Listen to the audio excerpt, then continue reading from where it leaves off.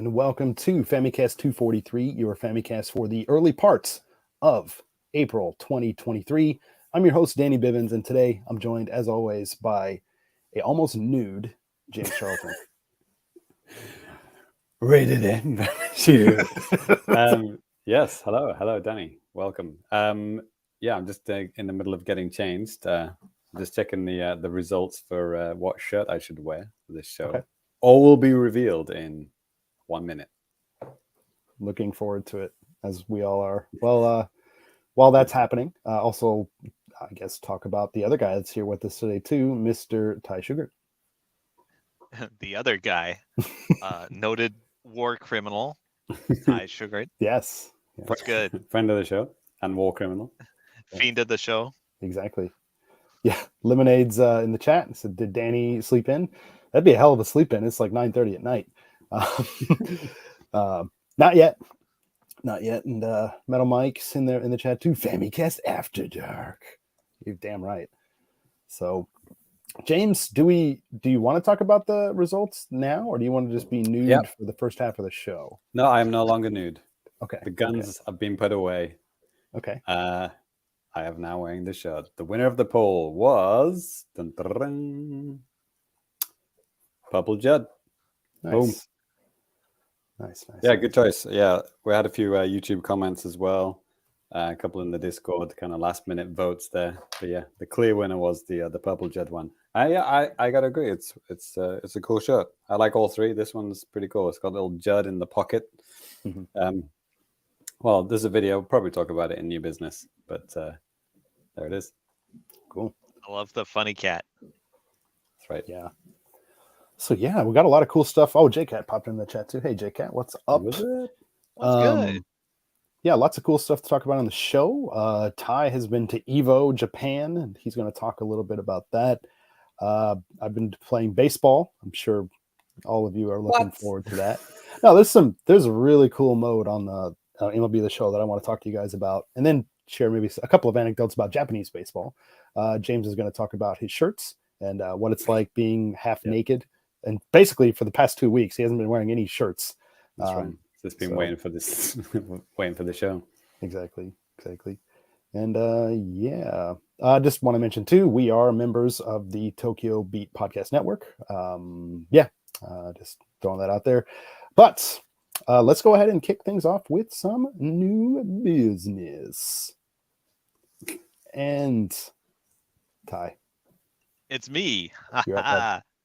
All right. So over the weekend was EVO Japan, and it went over like Friday, Saturday, Sunday, and unfortunately I couldn't go to the first half because of work. But I went nonetheless. You needed to buy an admission ticket for day 3 grand finals, so I went in and I watched all the grand finals, and had a great time. Lots of things happened. In fact, I'm just like retweeting some stuff while I talk about it, so you can go to my Twitter and Super Cat Drugs and see some of the things I'm retweeting. Where I have tweeted over the weekend, there was some silly shit that went down as usual. So let's see. Maybe I should at least talk about the most Switch related stuff first. Sure. Not a whole lot, but there was an announcement over the weekend around King of Fighters grand finals that King of Fighters 13 is getting a re-release with a rollback on Switch and PlayStation and maybe PC. I don't know. Okay. But have you guys ever seen King of Fighters 13? I'm not. Is it the same art style as the Dragon Ball Fighters?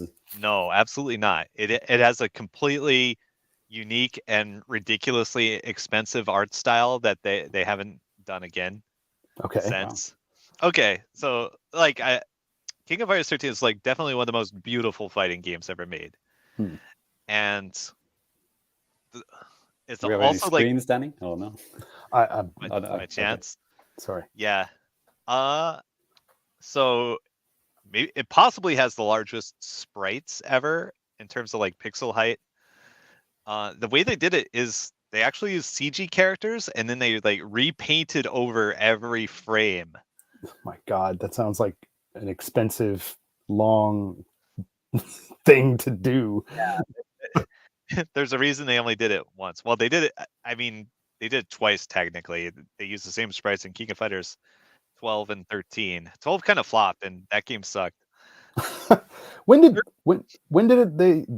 13 originally come out? 2010. Okay. Give or take a couple years. Okay. Came out on like 360 PS3. Yeah, let's go. But like this game looks ridiculously good, and it was really good. It's really good. Yeah. Look at that. It's pretty as fuck. Check out the backgrounds. Yeah, nice, really detailed backgrounds. Lots of moving parts back there too. That's really cool. Yeah. Like I said, everything about this game is super pretty. And so this originally came out on like 360, PS3, and it had like the shittiest netcode. It's like one of those games. It's like, don't bother trying to play this shit online. It's just wasn't one of those cases of they just made their own online infrastructure and said this is going to be better than anything that we could license out or anything, like one of those? Or kinda. It's more like they didn't even try. Oh, nice. Yeah, like SNK was one of the many Japanese companies that were very late getting on board with rollback netcode. Like even Samurai Showdown a few years didn't have it. They're finally like reworking it in like right now. I think there's like a beta. There was a beta, or there's a beta soon. Yep. But anyway, King of Fighters 13 kicks ass. Yeah, and now you can play it on Switch. We're gonna play the shit at game night. I'm gonna like twist your arm into making you do it. Oh, it's free to play? Nice. No. How are you gonna convince like 8 people to buy it? I don't know. Maybe if it's cheap enough, I'll gift you some codes. We'll see. Nice. But it does kick ass. You could also just buy it on like PS3 for $5. Can you still play online with PS3? I wonder. Yeah. I mean, if you can play other PS3 games online still, I'm pretty sure you can. Like, I'm not sure. I haven't played my PS3 in a long time. Yeah. So Okay. did you join any tournaments or anything, Ty? No. I arrived too late to join anything. I signed up for a couple, but I didn't show up. Oh, okay. And I'll talk about that a little later because there was some shenanigans. But there was. So I guess one of the sponsors and a company that had a booth was Taito, of all places. Yeah, and if you saw my Twitter, I got to meet Bub in real life. Big green dinosaur. Oh, okay. Okay. I guess he's a bubble dragon. Yeah, like this guy right here. Yes, my childhood hero. Perfect. Yeah. So they were showing a couple games there. They had noted competitive fighting game Puzzle Bobble. Right. Every bubble. Esports edition. Yeah. And Toho Puzzle Bobble, basically. That's not what it's called. It's called Toho Spell Bubble. Okay. Yeah, this is wild. So it's basically Puzzle Bobble, but it's also a rhythm game. Okay, that's okay. And it has all the Tohos in it. If you like Tohos, here are the Tohos. I know everything about them. Not really. You know more than me. Yep. And okay, so when you play this, it's like Puzzle Bobble, and then when you get a combo, it activates a spell. And I think there's also like some sort of manual spell activation.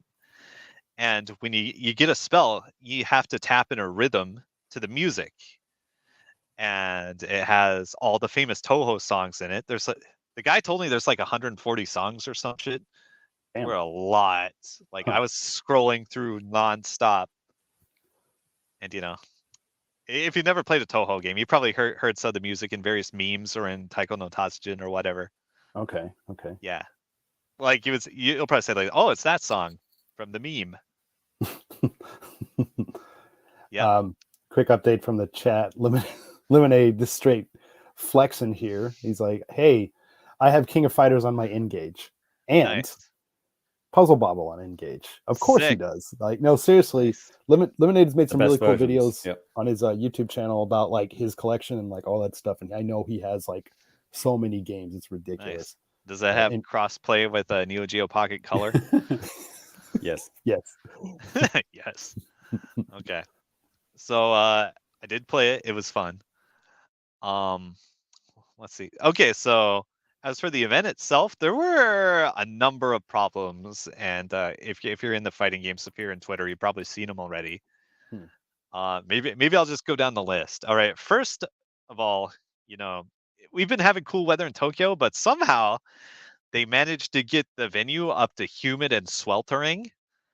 I don't know how they pulled it off, but it was one of the South Halls in Tokyo Big Site. Yeah, and they had it like 100% sealed off, and I think they had like some fog machines going or something. God. Like it was sweaty, it was nasty. It was kind of awful. And it didn't have to be. They just needed to like crack open the doors a little bit and it would have been fine. Yeah. And they did do it on day 3, and day 3 was fine. It was great. Yeah. Apparently there's some problems running the brackets. Like so EVO including this one has like a mix of unpaid and paid volunteers. So apparently a lot of the volunteers had like never run a bracket before. Okay. And they were like afraid to DQ people that didn't show up. Oh boy. Like oh me. boy. Yeah. And the thing is, this is a free tournament. So lots and lots and lots of people signed up. Right. And didn't show up. Yeah. Because it's free. You just sign up. It's like, oh, I don't get to go, whatever. I'm not even on register if I even can. Yeah. So like even just like the basic brackets were getting held up for like an hour or more. So that was kind of nasty. God. Wonder Japanese bureaucracy had anything to do with that, or like you said, it could just been down to inexperience. I think people are they were just scared to DQ people. That's what I heard from the floor. Okay. It's like, oh, can I do this? Is it okay? In American tournaments, they're just like, oh, you're not here in 30 seconds. You're gone. You're done. So 30 seconds. I went to the bathroom. Yeah. Get fucked. Go to losers bracket. Exactly. Right. So that was the first issue. Well, the second issue after the sweltering venue. What else? In the grand finals on the stream setup, they had like misconfigured everything horribly somehow. And like all the top players, like after they played their like grand final sets, are like, oh, this monitor's laggy as shit. What's going on? Yep. And like one guy who's like infamous for throwing fits, threw a fit and like held up the tournament for an hour, but it was justified this time. Okay. Yeah. And I feel really bad for the commentators that had to fill like a solid 45 minutes just talking about nothing. Right. Those guys are the real champs. Exactly. But just going, it was a pretty fun experience, and like all the issues I had were probably just chalked up to like inexperience of various people involved with it. Right. There were some great things. When you went in, you got a goodie bag. Nice. With you were in, if you paid for a ticket on the third day, you were entered into a drawing for a PS5, like a raffle. I was 3 off of winning the raffle, so a little salty about that. Wow. Everybody that went in the goodie bag, they got gamer glucose. Look at this shit. Gaming jelly. Yeah, gaming jelly. Okay. That's like the Japanese version of Gamer Fuel. Yeah, the Xbox drink, right? Gamer goop. Look, it even has like a little gamer chair on it. Like, I don't think I would ever buy this, but for a very energy draining event, it was a godsend. They had that, and they had like some like cereal bar or something in there, and that shit is just amazing. Just like you need every fucking calorie you can get when you go to one of these events. Sure. Yep. Let's see. Anything else? Let's see. They had had nice. I I do like the stage setup they had, and when in the top 8, like the top players, they would come out from these these separate entrances, like WWE style. Nice. It was Nice. pretty good. I highly recommend watching the Guilty Gear top 8. Huh. You'll love that guy who won. He's so good. All right. So tell us about the side tournaments, the Ranma. Did they have a Ranma? They did. I couldn't make it because of work. Oh man. And I couldn't make Fantasy Strike either. I want to try to win that shit again. That would have been great. I know. We'll have to retweet Ty's Evo video from, when was it? 2017? 18? Something like that, yeah. Yeah. Where Ty almost won the Ranma tournament. Yep. Only gaijin in the in the whole bracket. Yeah. There was one other foreign guy. It was me. Yes. Yeah, I didn't do so good. Yeah. I don't know who it was. I don't think he made it that far. No, I don't remember. Yeah. Loser. Yeah. Yes. Like Ty, I heard that they had Mario Tennis 64 there, like a Japanese guy. That was the side tournament. Yeah. Yeah, a Japanese guy I follow. He just mentioned it one day, and I was like, "Wait, there's going to be a Mario Tennis tournament at EVO?" Because he was asking like, "Hey, what's a good controller to use, like a wired one or something." I don't know, but I started talking to him about it, and I was like, "Wow, okay, cool." Yeah, I think I retweeted like a side tournament thing. I could skim this list. What do we got? There's some oddballs in here. Let's see. Got Real Bout, Fatal Fury 2, Blade Strangers, Catherine, Fighting Herds, Virtua Fighter 3. Okay. Fighting EX Lair. Hold on. This isn't even close to the full list. Gotta love it. DNF Duel. Tatsunoko versus Capcom. That game kind of slaps. I bought that one like on launch day here in Japan, actually. Wait, was that the Wii game? Yeah. Wow. They might have had an arcade cabinet for it. I'm not sure. Let's see. We got the JoJo, the old school one. Okay. CVS 2. Project Justice. That game's a little busted, but it's fun as hell. Let's see. Ultimate Marvel 3. I think my buddy was running that one. Empire Savior. I know I definitely did see Mario Tennis in here somewhere. Yeah, I knew it was there. My friend too. They didn't make it. They played, but they didn't win. Puyo Puyo Esports. Yeah, they're there, aren't they? Was there any Smash whatsoever? Ty, any version of it? Maybe. I'm still going through the list. Asuka Burning Fest. I've always meant to try that game. Haven't we all? It's like ancient PS1 fighting game. Yeah. Oh, okay. I can dig. Skullgirls. I watched a little bit of Skullgirls because that was still going on when I was there. BB Tag. Noted Nintendo game. Right. Yeah. Yep. True. Yeah. Okay. Yeah. That's one thing I like, especially like about EVO Japan. I think they have more side tournaments than anywhere else, possibly. I hope they keep that up. Because it's literally the same venue as Comic-Con, right? And you go in, there's just tables set up, and there's like a side tournament at every table. Yeah. This is only the second time they've done EVO in Japan, or did they do it in 2019 as well? No, this is like the fourth at least. Are you serious? I mean, COVID screwed up a lot of things, obviously. Yeah, it did. 2018 was the first one. We were there. Yeah. And then 2020, I was there. There was 2019 was like way over on the other side of Japan, so I didn't go to that one. Oh, okay. Yeah, so that's 3, and I remember that. This is the 4th. Yeah, I remember that. Back, yeah. They're like, why isn't it in Akihabara? Right. Yeah. Yeah. I mean, Tokyo Big Sight is a great fucking venue, I gotta say. And if it gets bigger, there's like more than enough room to expand. Like it was only taking like 1/10 of like the size of Tokyo Big Sight. It's fucking huge if you've never been there.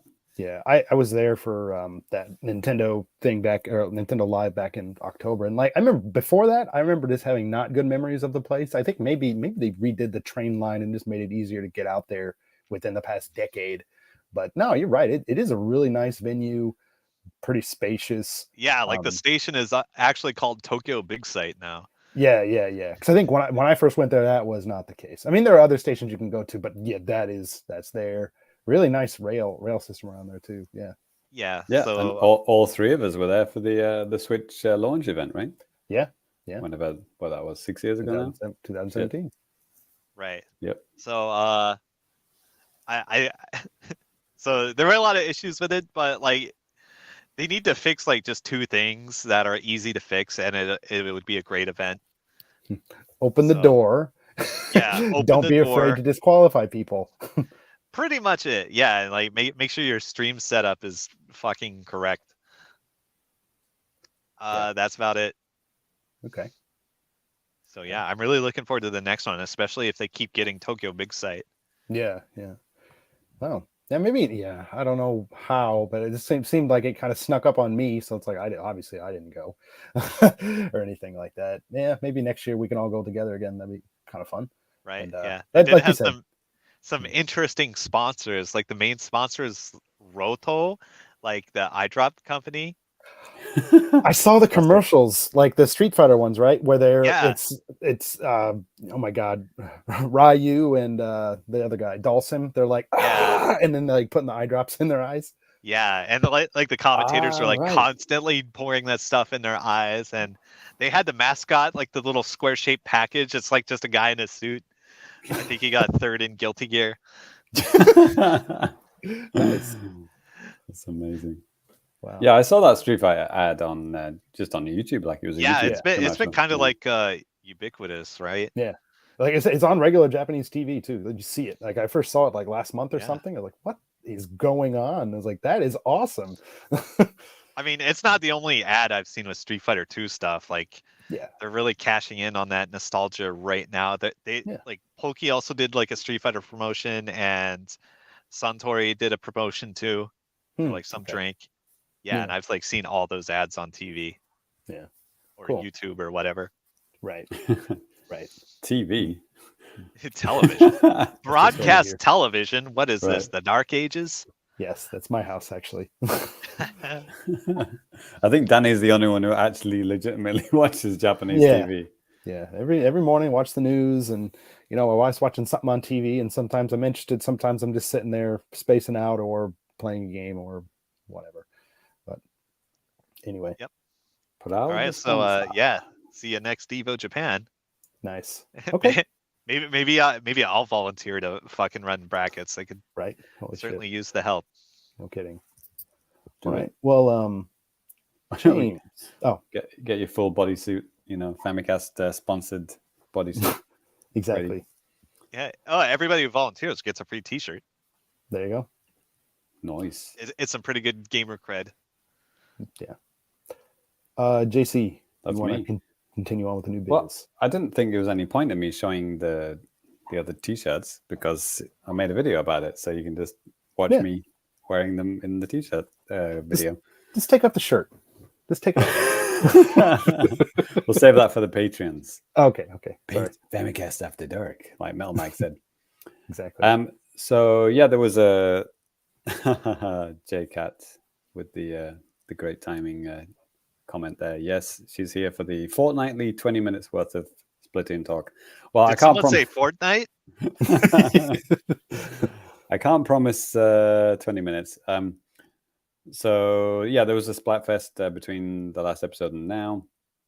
That was the aliens versus Bigfoot versus Jesus Christ, Nessie. Thank you.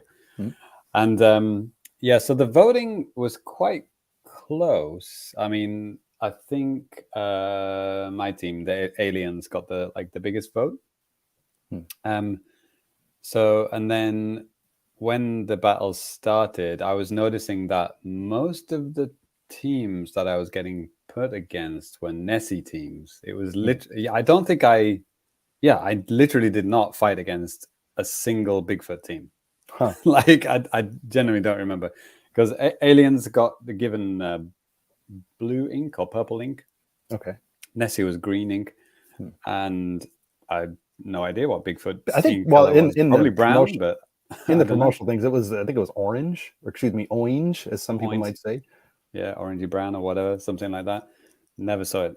And then with the in the middle of the Splatfest, they do the thing that's new for Splatoon 3 is the tricolor battles, which start at the midpoint of the Splatfest, so like Sunday morning, or like whatever, Saturday midnight or something like that. And I think Nessie teams were in front. So, but I actually didn't play a tricolor battle this time. And then, yeah, I got up to like whatever champion rank, like one off the top rank on the Splatfest, and then the next morning the results were announced, and Nessie team won. It wasn't a clean sweep like it has been in the past, like the chocolate one. If you remember, like I did milk chocolate, and it was like an absolute, shit show. Like I think white chocolate won everything. Like it was ridiculous. Like literally zero. My team. So this one, it was a little bit closer. Nessie did win. They got like whatever the most pro and the most standard matches, and they got whatever something else. And then my team, Alien team, got like the most votes and whatever the other fourth category is, I forget. And Bigfoot got like, it was ridiculous. It was when they were showing the results, it was like Bigfoot was like 0.3%. It was literally the lowest I've ever seen any team on anything. Like it's always pretty much like 30-30-30 or 40-20-20 or something like that. Yeah. But with this one, it was just like Aliens, Nessie, and then Bigfoot is like practically non-existent. So, well, so the question was supposed to be, which do you think? What was it? Which of these exists? Which of these exists? I think not which one do you like. Yeah, so like, I don't think people. That's why I think like. That's why I know. That's why I think Nessie. Like, what the hell? There's like absolutely. You could just no way. Bigfoot, maybe. Like I said, I killed the last one in Red Dead Redemption.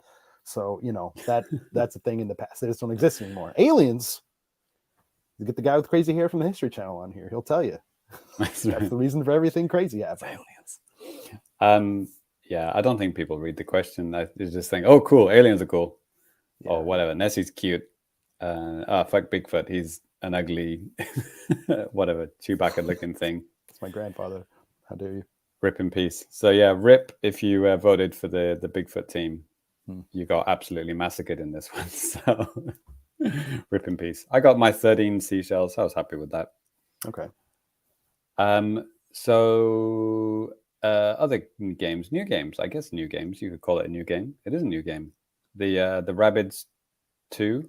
The Japanese title is called Galaxy Battle, I think. Yes. Is that right? Yep.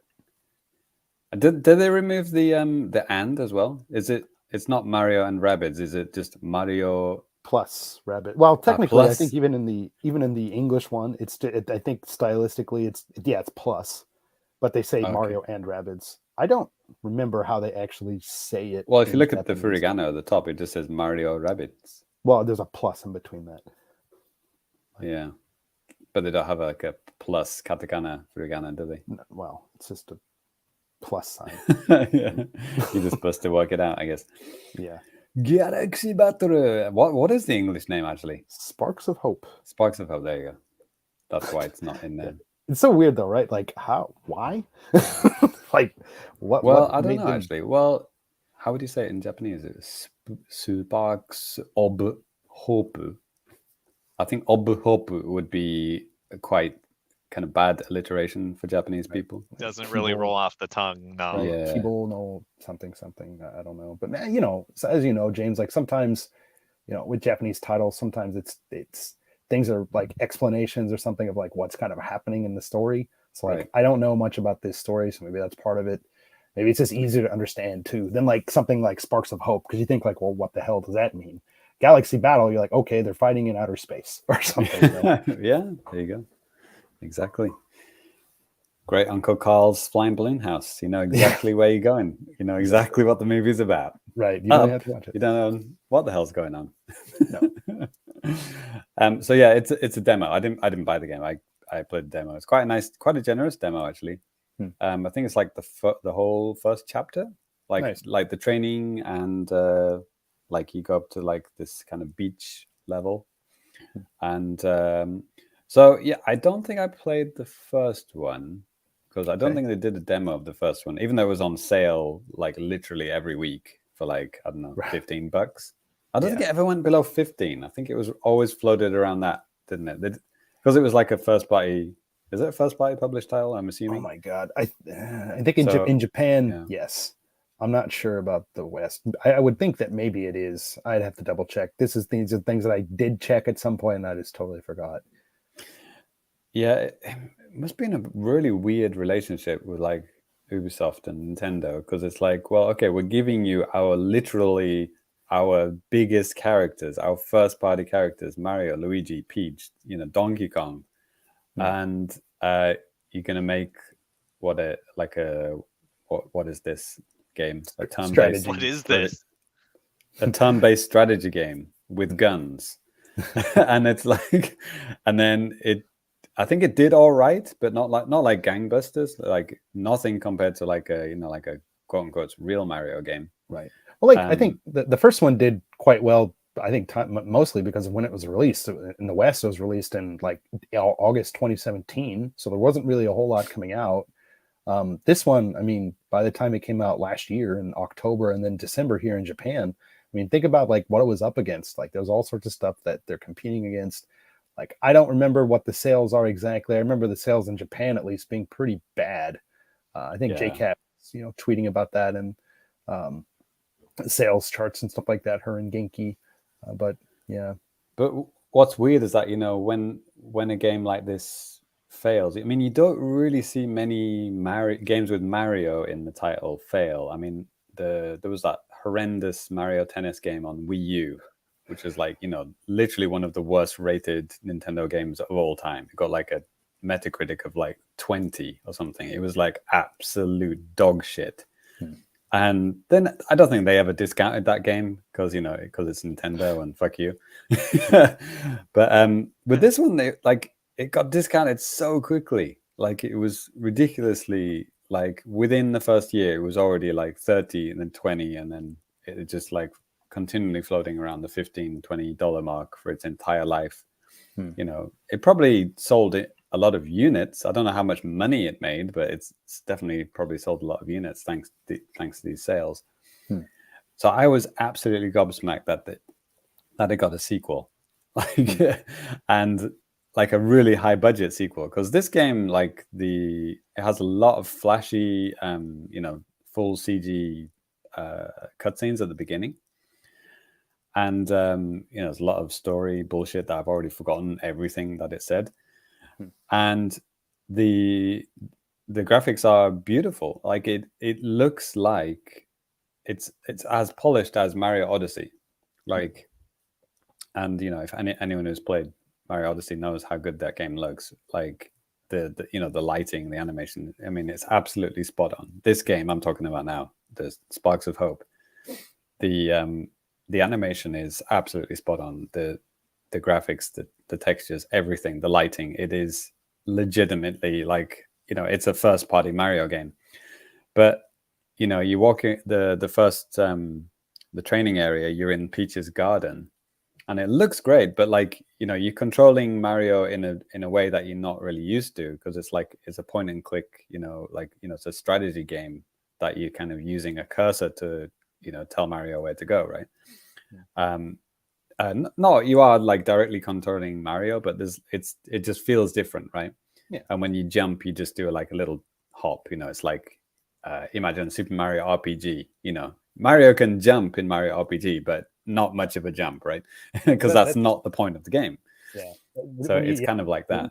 When you were saying that, I was thinking the exact same thing. It's like, yeah, for me, when my little brother got Mario RPG for Christmas, like right when it came out or whatever. And my brothers and I think at that point we had never played an RPG. So we're like, what the hell is this? Like, why got Mario? Yeah. And I think that could be a thing, like where, you know, some people that aren't like super hardcore gamers, maybe parents say, hey, cool, here's a Mario game, here you go. Like, what? You know, kids might be like that. But, why can't Mario jump? Why can't Metroid crawl? right. All valid questions. Same crowd. Buy me Bone Storm or go to hell. Right. This is just the title screen. So yeah, it's weird. Like the first thing you're supposed to do is like find something in Peach's garden, and you're like going around and, you know, clicking on bushes to find this this thing, and it's kind of bizarre, but it looks so legit and beautiful. So it's kind of like, I don't know what you would call it, you know, like where your eyes are seeing one thing, but your brain is telling you something else. It's like it just doesn't, it feels off, but you know, it looks great and looks legit, but it's something not quite right, you know. But yeah, I got used to it, and you know, the training is good. It teaches you, you know, the moves and stuff. You can like, you know, pin yourself to a wall, and you know, so you don't get hit, and you know, you can shoot around corners, and you can aim your shots and stuff like that. Kind of like you know, that SteamWorld heist game that I played a few years ago, like you know, where you're kind of lining up shots. But this is in 3D, like it's a you know, above the head, you know, 3/4 angle. And Right. So the way you've explained this game, it sounds like XCOM. it is Mario. Is that XCOM, right? Yeah. Okay. Yeah. Absolutely, it is Mario XCOM. I can see the appeal. Yeah, and Mario with a gun. And he's literally wielding two guns in the train. Nice. In the first Do you miss your 99% shots? We need Uh-huh. that to like seal the deal. Right. I don't think I missed some. I don't think I missed any of them, but you know, some do more damage than others, right? Okay. There are some moves where you can kind of fire rockets above, so you can kind of hit an enemy even if he's hiding behind something. And then there's the Rabbids, of course, you know, the characters which everyone hates. And you have like Rabbid Peach, Rabbid Mario, Rabbid Luigi, and they do their stupid, you know, Minions style chat, even though I know they came out before the Minions, but you know, now the Minions has become this thing, and now that's all I can think about when I hear those stupid voices. But yeah, I mean, it is like an XCOM game, and you know, it's, if you like that kind of game, you will like this, and you know, it's introducing that concept to a younger audience. I think that's cool. That's a legit, you know, good plan, good idea, and it looks fantastic. There was a boss stage at the end of the first level that was kind of interesting, kind of a little bit of puzzle involved, like, you know, targeting certain parts of this boss and going between two characters, you know, Rabbid Peach and Mario. I think I was playing as Mario with Rabbid Peach, and you're like on the back of this like space monster flying through space, and you know, it looks fantastic. It's absolutely bonkers what's going on, but you know, it was fun. I'm not going to buy it, but you know, I appreciated the demo. It's good. Sure. Yeah. So yeah, available now. Nice. Since last year, right? Yeah, like October in the West and then December 2nd in Japan. Yeah. That delay kind of explains it all, doesn't it? Yeah, like Japan just doesn't give a shit. Yeah, I'm trying to remember even what the hell was coming out. Like sometimes it doesn't make any sense. Sometimes it does. I remember it making sense, but there it is. So, yep. Right then. So I don't think I've got anything else to talk about. Nope. There were no new games added to NSO. I don't think, not yet. Anyway, yeah. Stay tuned. We'll get to that. JAPANews. Yep. Well, I'll close out the new business here today. So, first thing I wanted just to mention here briefly, in the last episode of the show, I had talked quite a bit about Bayonetta Origins and how that demo really impressed me. And yeah, I did actually go ahead and buy the full version of the game. I picked that up, I think the Friday, maybe even the day after the podcast. I just bought it on Amazon. I had a lot of Amazon points too. So I got it for like the equivalent of like $15. But like, even if it wasn't that, I was just going to get it because I really liked it. But as per usual, like right now, it is just sitting on the shelf. But there was a good reason for that, because the same Friday after the last podcast on March 24th, a game came out that an early access to a game I wanted to play started up, and I wanted to get on. Excuse me, I wanted to get in on that, and I did. And that, of course, is MLB The Show 23. And I mean, obviously, it's baseball, and I know some of you guys who listen to the show, you love it. I know Ty's a huge fan of baseball. James knows all about this sport. I mean, he could probably commentate games if he really wanted to. Yeah. But there is like a really cool mode in this game that I wanted to talk about. I mean, they do have things like you create your own character and stuff like that. They implemented a face scan, and actually, it's not bad. Like I don't have footage for it like ready for the show, but you know, if you follow me on social media, I'll probably get to post something about that. But they added this new mode to the game called Storylines, and it's basically kind of like a interactive. Crap, hold on a second. Let me get my train of thought here for a second. It's kind of like an interactive like documentary, and the topic of the documentary is the Negro Leagues in that took place in like the 30s and 40s and stuff like that. So for those of you that don't know, you know, well, obviously America was a very segregated place.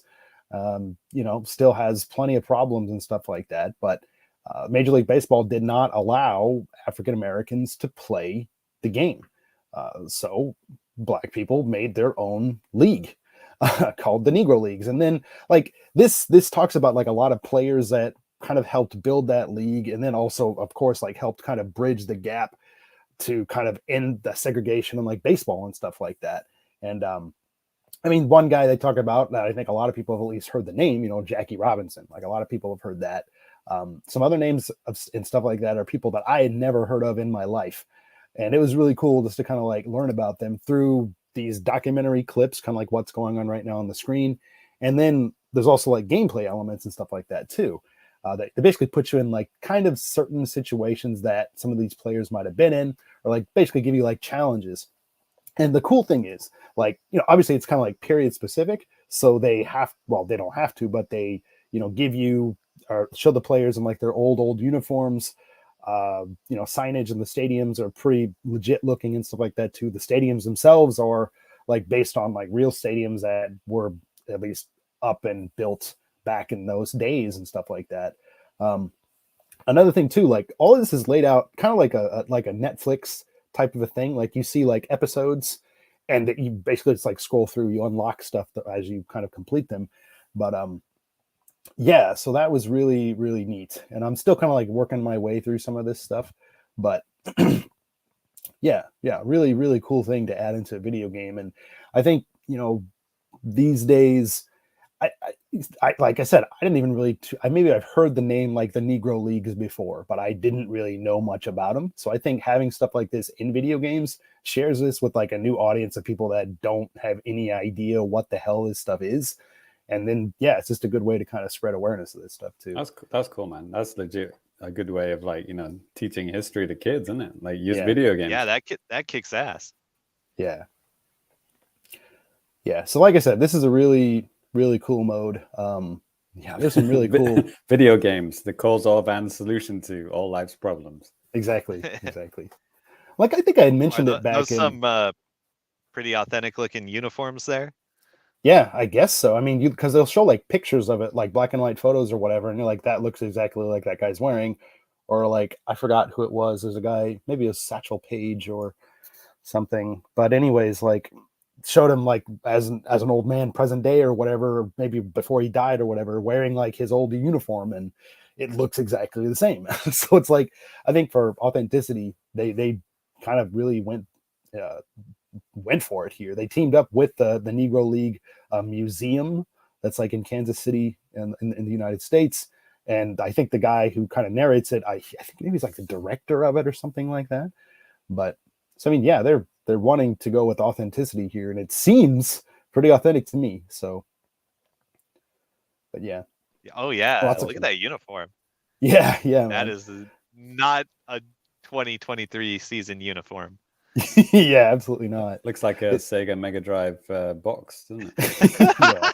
It Yeah, does, it did, didn't right? Or is it Master System? I always forget. Which one is the black and white History's lines? greatest treasures. it? Yeah. Yeah. But like another, I think I talked about this back in maybe September. Maybe I didn't because of TGS and stuff, but NBA 2K also had kind of like a documentary like mode in their game because it's like NBA 2K23. So they put Michael Jordan in the game as like the focal point, and they had basically kind of like storylines and stuff like that with documentary footage and then putting you into specific situations.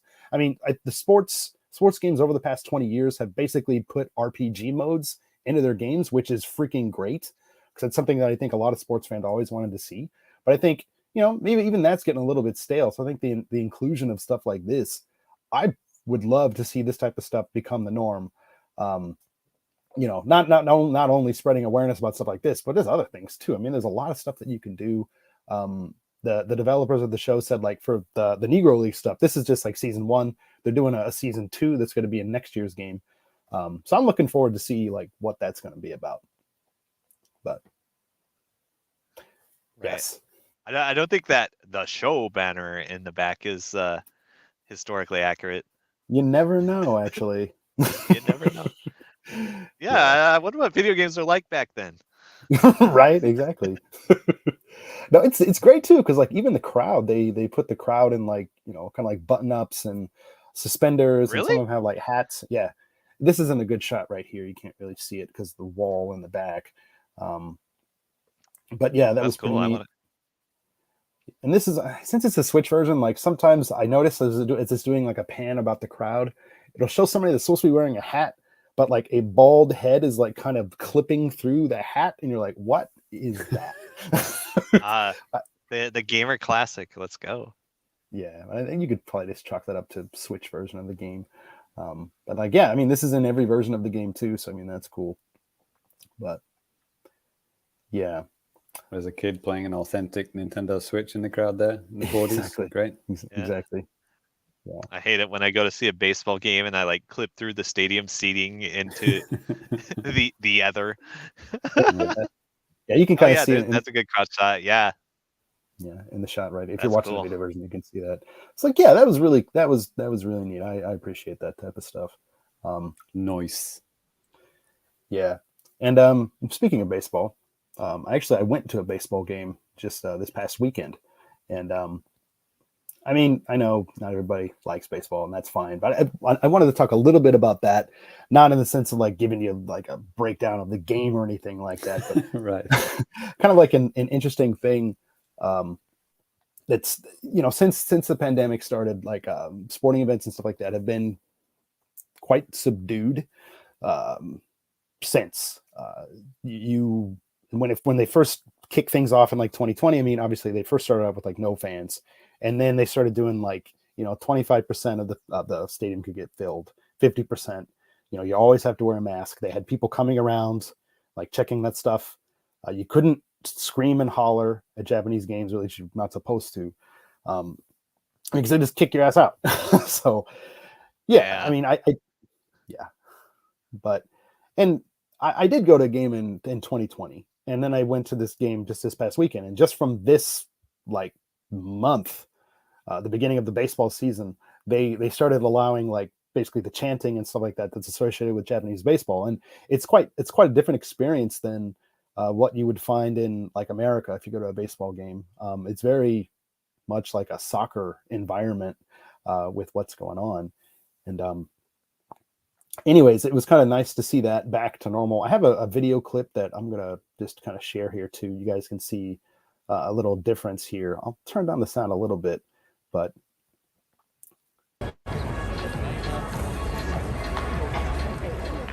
this is from 2023, pretty full park, yeah, very full versus compared to what you're about to see from 2020. I will say, and then I was sitting at a seat that's actually really cool. It's a standing seat at the back of the stadium that has a counter. I mean, it A sucks. standing seat. That's not a seat, mate. Right. I mean, you got to stand the whole time, but you get a counter because otherwise, like the seats at baseball games are really always really narrow. But this is like when things are like really kind of getting off, people are going crazy. Lots of flags waving around, like horns, chants, specific songs for players. Leo the lion down there, you know, giving it a go. This is the Cebu Lions. Yeah, this is the Cebu Lions, Saitama Cebu Lions. And then this Is is that the 2020. Saitama team? Yes. And this is 2020. And I think right now they'll look bad. But the only thing that you can do is just clap. I mean, very different atmosphere, you know, obviously. So I thought that was just really kind of interesting just to see like what baseball was like during like the pandemic and like pandemic rules and stuff like that. I mean, you know, it is what it is. But yeah. Anyways, compared to this. But, yeah, and one other thing too, like after the games, they actually let you do a field walk, which I got to actually do back in 2020. I did it last year too, maybe in 2021 as well. But you get to go out into the field after the game's over, and you can take pictures and all sorts of stuff like that. So that was really cool. So I got to do that.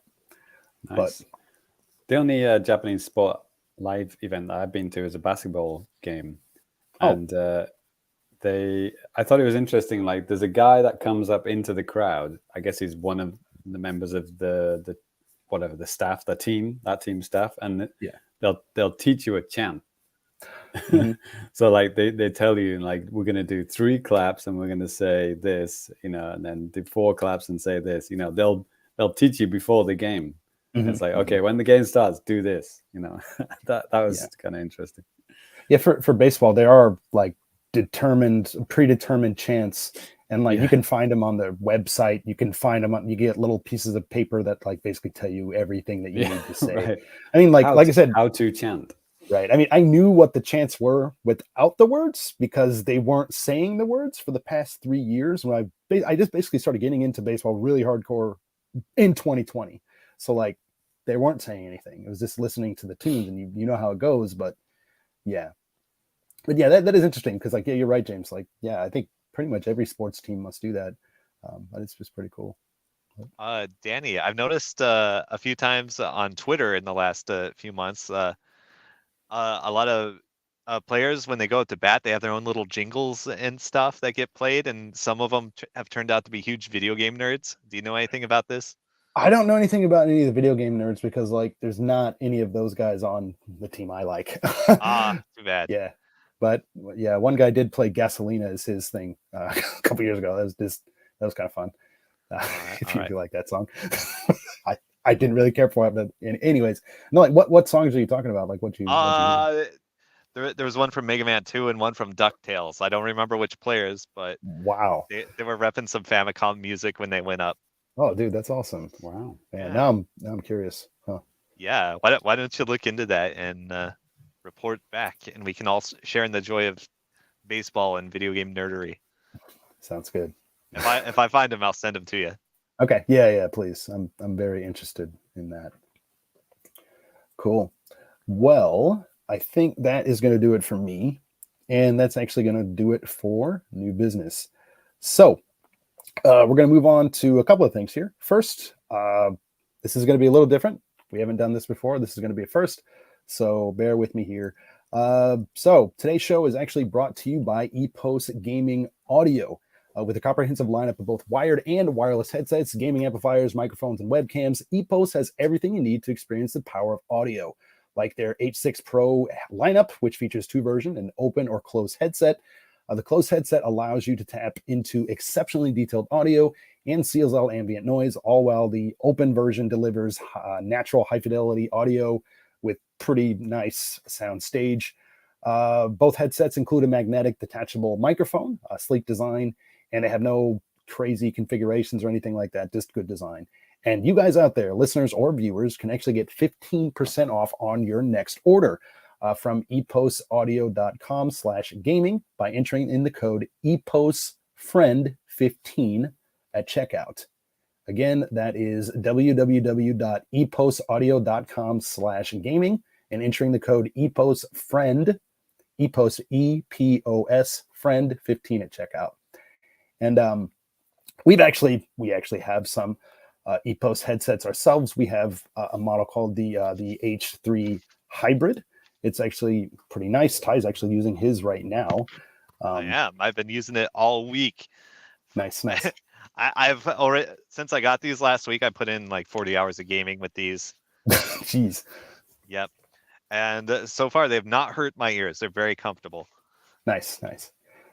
I will say not very Mac friendly with some things, but I've been enjoying it just with being able to use, because like it's cool with the model we have, because it has like 2 connection things. You can connect via the regular headphone jack, or you can do it via Bluetooth. And so yeah, it's nice for gaming late at night if you don't want to wake up your pets, wake up the kids, or a comedy option. You can connect by USB. Yeah. That's actually how I'm connected right now. Yeah, it's got like a USB-C thing at the bottom. You just plug it in there and they charge. It's like a little flashing light, and it comes with the regular headphone cable as well. Right. I can definitely say the noise cancelling is legit. Like you literally can't hear anything when you're wearing these things. Like it drowns out everything. It's true. I've had to I was like after I put them on, like I've never really used noise canceling headphones before. Like I was kind of like raising my voice because it's like I can't hear anything, so they can't hear me. Yeah, exactly. So I've been slowly readjusting to it, like having this really nice noise canceling. Yeah. So I need to play around with them some more before I give my full review. Exactly. Like I've honestly never reviewed headphones ever in my life, but I've been enjoying what I have. Like I said, it's kind of, things don't always work so nicely on Macs for their audio, whatever. That's another story. I mean, as headphones, these things are great, and I think they can do a lot of things. If you guys have, some cash, you need some headphones, consider it. It's 15% off. Check it out. As a normal Windows user, think they're very good, and I have had 0 problems. Nice. All right. Well, before we get to now playing, I'm going to share with you guys another podcast from the Tokyo Podcast Beat Network. We're going to say Pod Pals? Pod Pals. Pod Pals. There are Pod Pals now. I like that. We're like pals in a pod. That's how it goes, right? Yes. So I'm going to go ahead and play this right now. And James, okay, if you start talking when I play this, it's going to cut you. Okay, I'll just go. Here we go. Danny, you're an absolute piece of... Sequelcast 2 and Friends is a podcast looking at movies in a franchise one film at a time, hosted by me, Matt Bradley Shurgi, Alex, and Thrasher. We also look at video games. We're working through Sierra Online's adventure games from Mystery House all the way up through Gabriel Knight 3 and larger pop culture topics. It's a lot of fun. For more info, go to sequelcast2.com, only on the Tokyo Beat Network. Did they just drop Gabriel Knight 3? Apparently. That is a deep dive. There it is. Yes, check it out. For now, though, playing actually at Famicast.com. Lots of stuff going up on the website, YouTube, you name it. There might be something going on, maybe not. But we're here to kind of tell you all about that. And James, how about you kick us off? Because you had something pretty awesome that you put up over the weekend. Boy. So yeah, I've already mentioned it. I'm already wearing it. Part of the show. The Splatoon 3 Uniqlo t-shirts. I don't know if they do these every year. Do they do like Nintendo shirts every year? I can't remember. I don't know if it's every year, but they do. They have done Nintendo shirts. They do. Yeah. Is it called like UQ something where they kind of like partner with like whatever, some artists or something? Yeah, because I bought like a whole bunch of Nintendo ones maybe 4 or 5 years ago. They had like lots of Mario themed ones and Splatoon as well. Right. And I think I bought like almost every single one of them, and I still got a whole bunch of them. I mean, they're great quality shirts. And then when they announced these Splatoon 3 ones, I mean, it was like absolute no-brainer for me because like I've had a couple of Splatoon 2 ones for a good while that you've probably seen on the show, me wear them on the show. So I bought all the ones that I could buy at my local Uniqlo, and I got a little what do you call it, like a locker from the new locker thing in Splatoon 3, where you can kind of decorate your locker with items. I got like a little metal case. That's all in the video. Just watch the video, you'll see it. It's all cool. So you can see the 3 designs that I bought. There was one more black one that was sold out, unfortunately. I couldn't get that one, but I actually wasn't a big fan of that one anyway, so I got the 3 ones that I wanted, so I'm happy. Yeah, they also have some kids shirts which are different designs, and some kids shorts. Yep.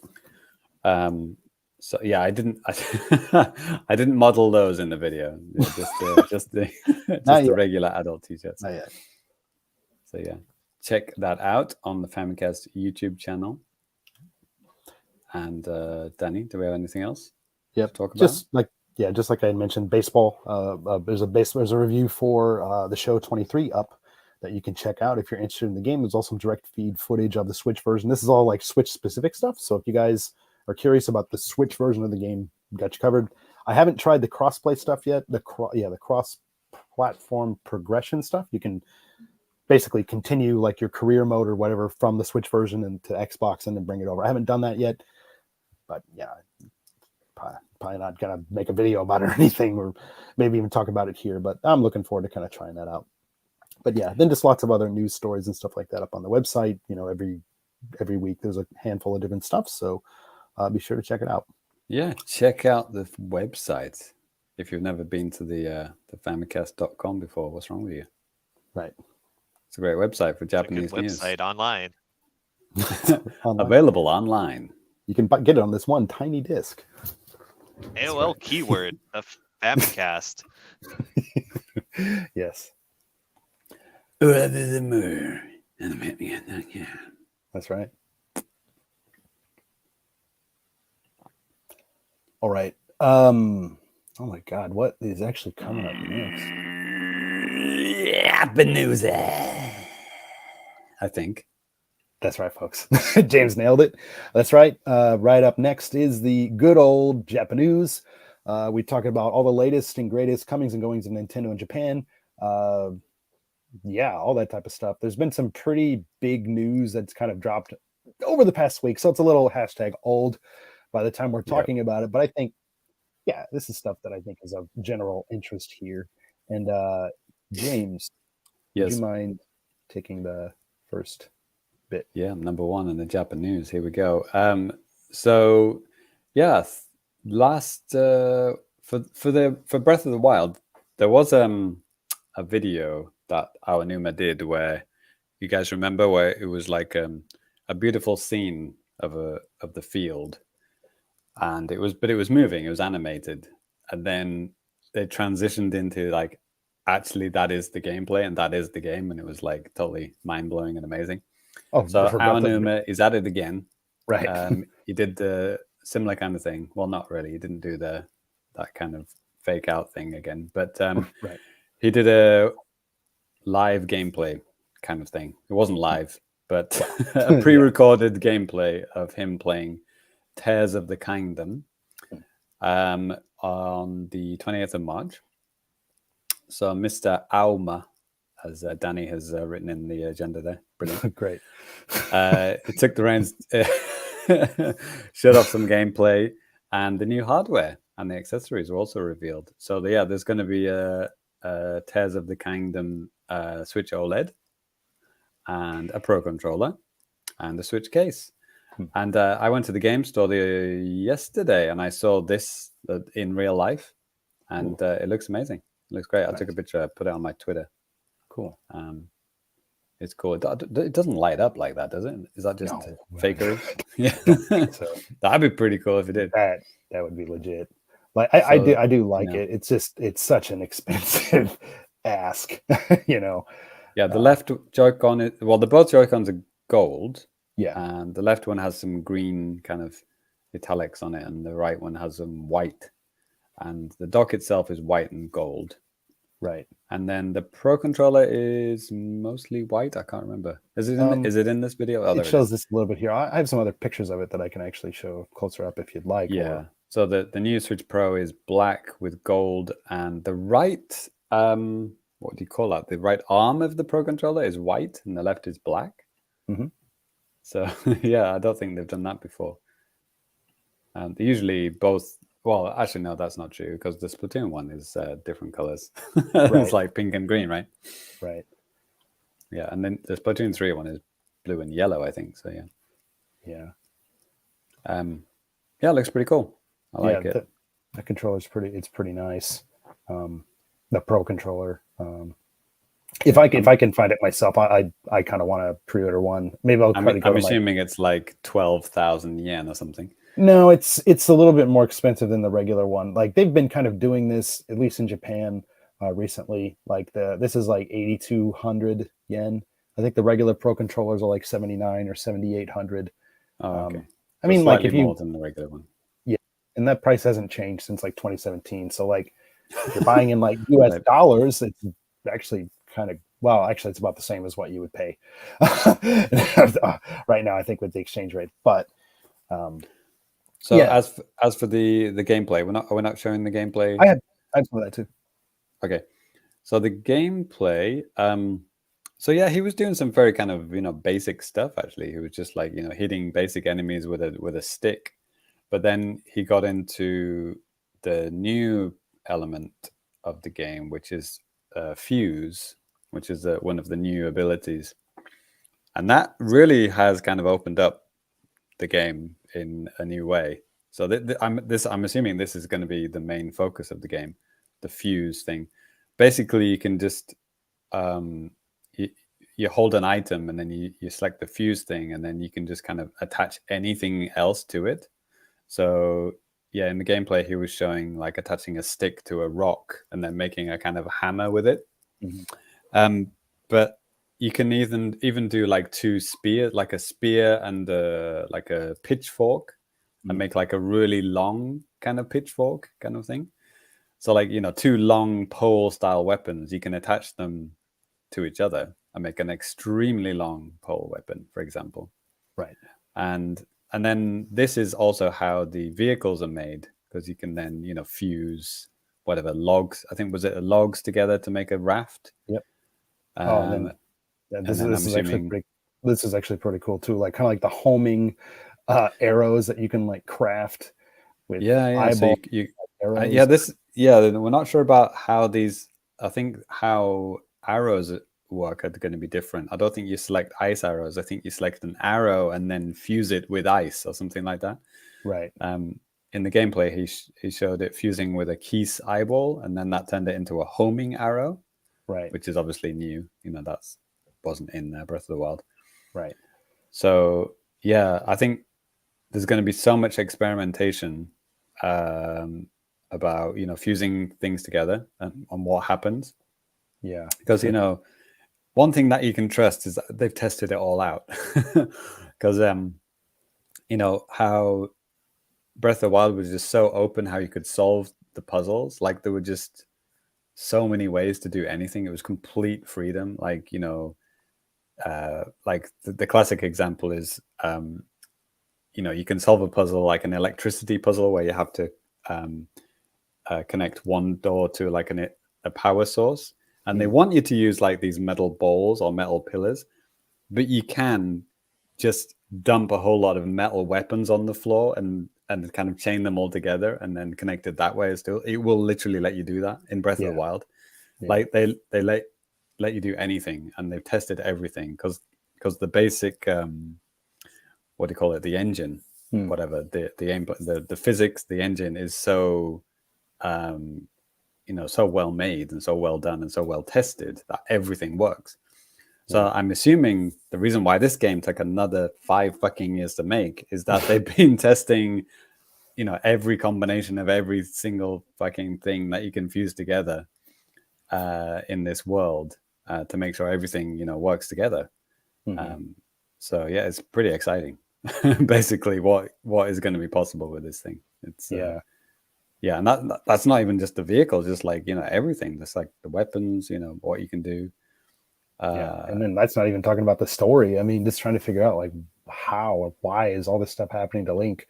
What happened to the Master Sword? why is his arm weird? You know, like, yeah.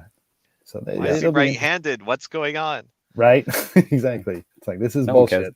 one cares about the story in Zelda games. I It's all do. about the fun. So yeah, and yeah, he's playing around with like a motorboat engine or like a wind turbine kind of thing, Right. and yeah, then you can attach that to some logs and then make that into a boat, like a hovercraft boat thing. So yeah, it is very much Banjo and Kazooie nuts and bolts plus Zelda, isn't it? Damn, I was workshopping a joke about it in my head. Now the surprise is ruined. Right. So they've obviously the engine is pretty much the same. Like the game world, it looks pretty much the same, but they've obviously had time to iron out the kinks and increase the draw distance and the frame rate and everything like that. And then on top of that, put in these new these new fuse elements to it. So yeah. I mean, some people, the naysayers are already saying, $60 DLC for Breath of the Wild. I don't think so. It looks like there's a lot of stuff going on. I mean, they also showed the Sky World, the floating islands and stuff like that. Right. So, even that alone, they probably rearranged what's on the ground a lot, and then you've also got these floating islands as well. Yeah. So it's going to be a lot. Yeah. And even this new ability where Link can shoot through, if there's a ceiling, he can shoot through and get to the other side, even if it's like inside of a mountain, he can do it. Like they were talking about that as well. That's pretty interesting. It'll be interesting to see like more of his powers and this different stuff that you'll learn throughout the whole thing. You do get most of the abilities very quickly in Breath of the Wild. Like they want you to have, all the powers that you need to complete the game quite quickly. It's like whatever it is, the first 3 like mini dungeons, like as soon as you've done that, you pretty much have everything. Yeah. And at that point, it's just a matter of just trying to figure out how far can I go with this? What are the limitations on this? What are the possibilities? Just kind of figuring out and playing around with it yourself. That's quite fun. So it'd be interesting to see if they do the same thing with this. Like if you get the fuse power and the transposing through rock power. I wonder if you get those like very early, like Breath of the Wild. And then it's just like, okay, you got your fuse stuff, now have fun. I doubt they'd like, put that like near the end of the game or midpoint of the game, right? Right.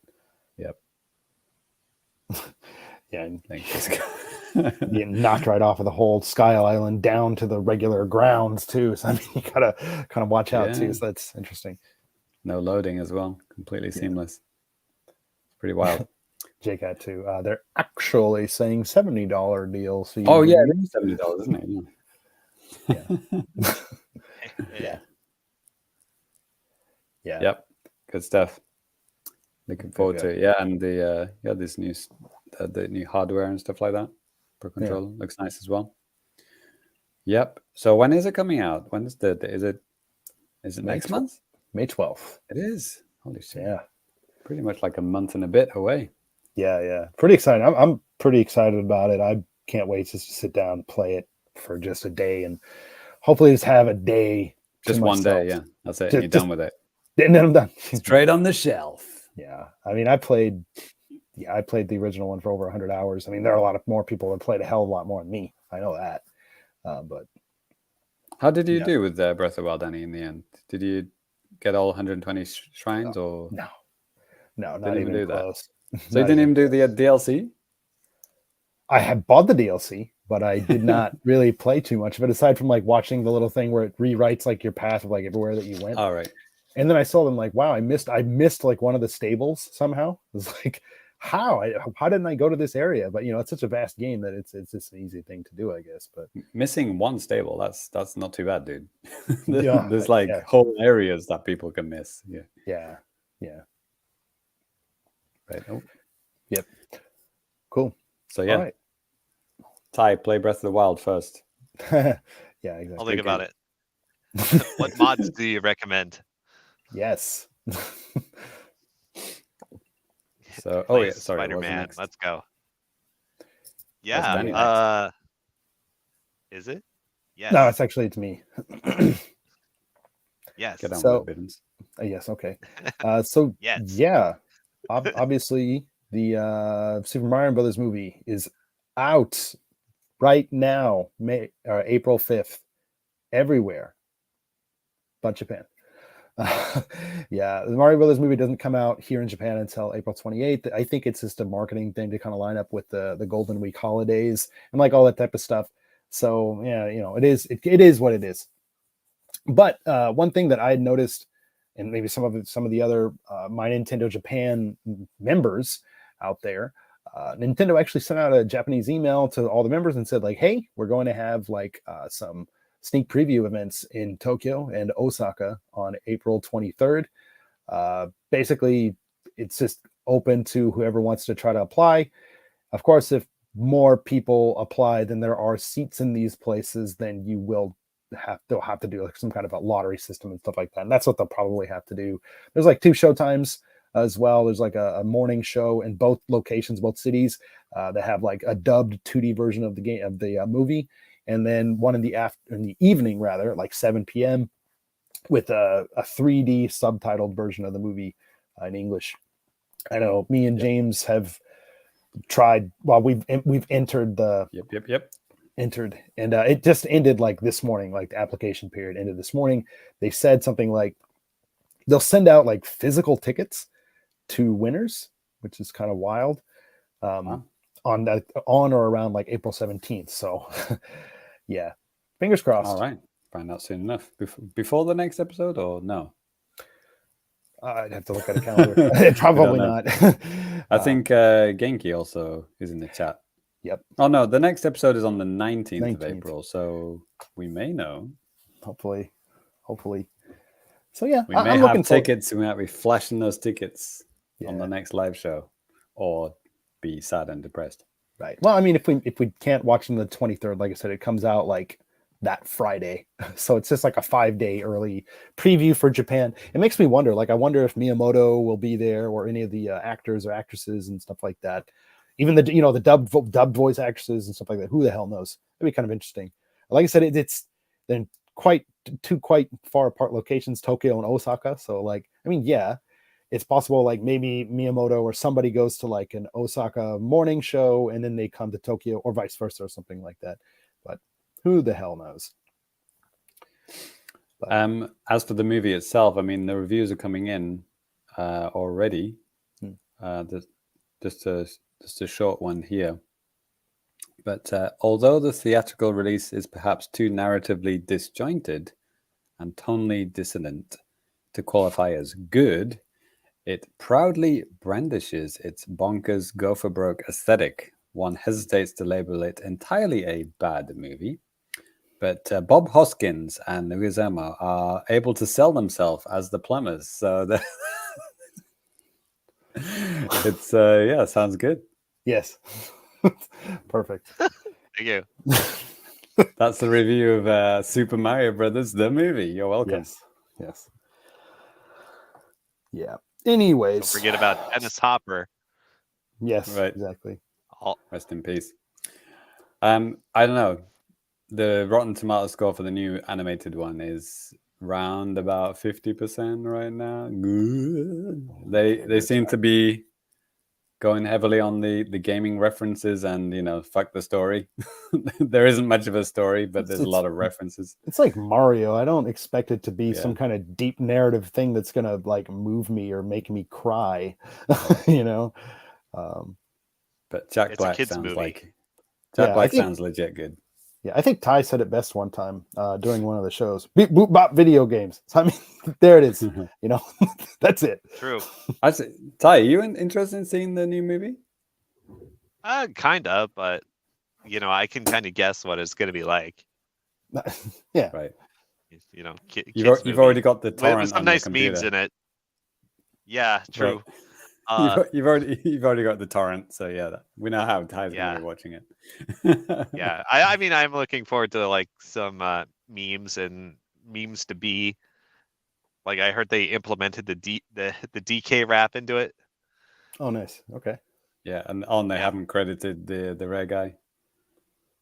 Yep. So that should be fun. Yeah. Cool. All right. Well, let's Next. move on. And yeah, actually, Ty, you're up next. Oh yeah. Let me show you my Pokemans. Yes. All right. So more Pokemon is coming to the Nintendo 64 app via the expansion pack service with the release of Pokemon Stadium 2. All right, don't get confused here.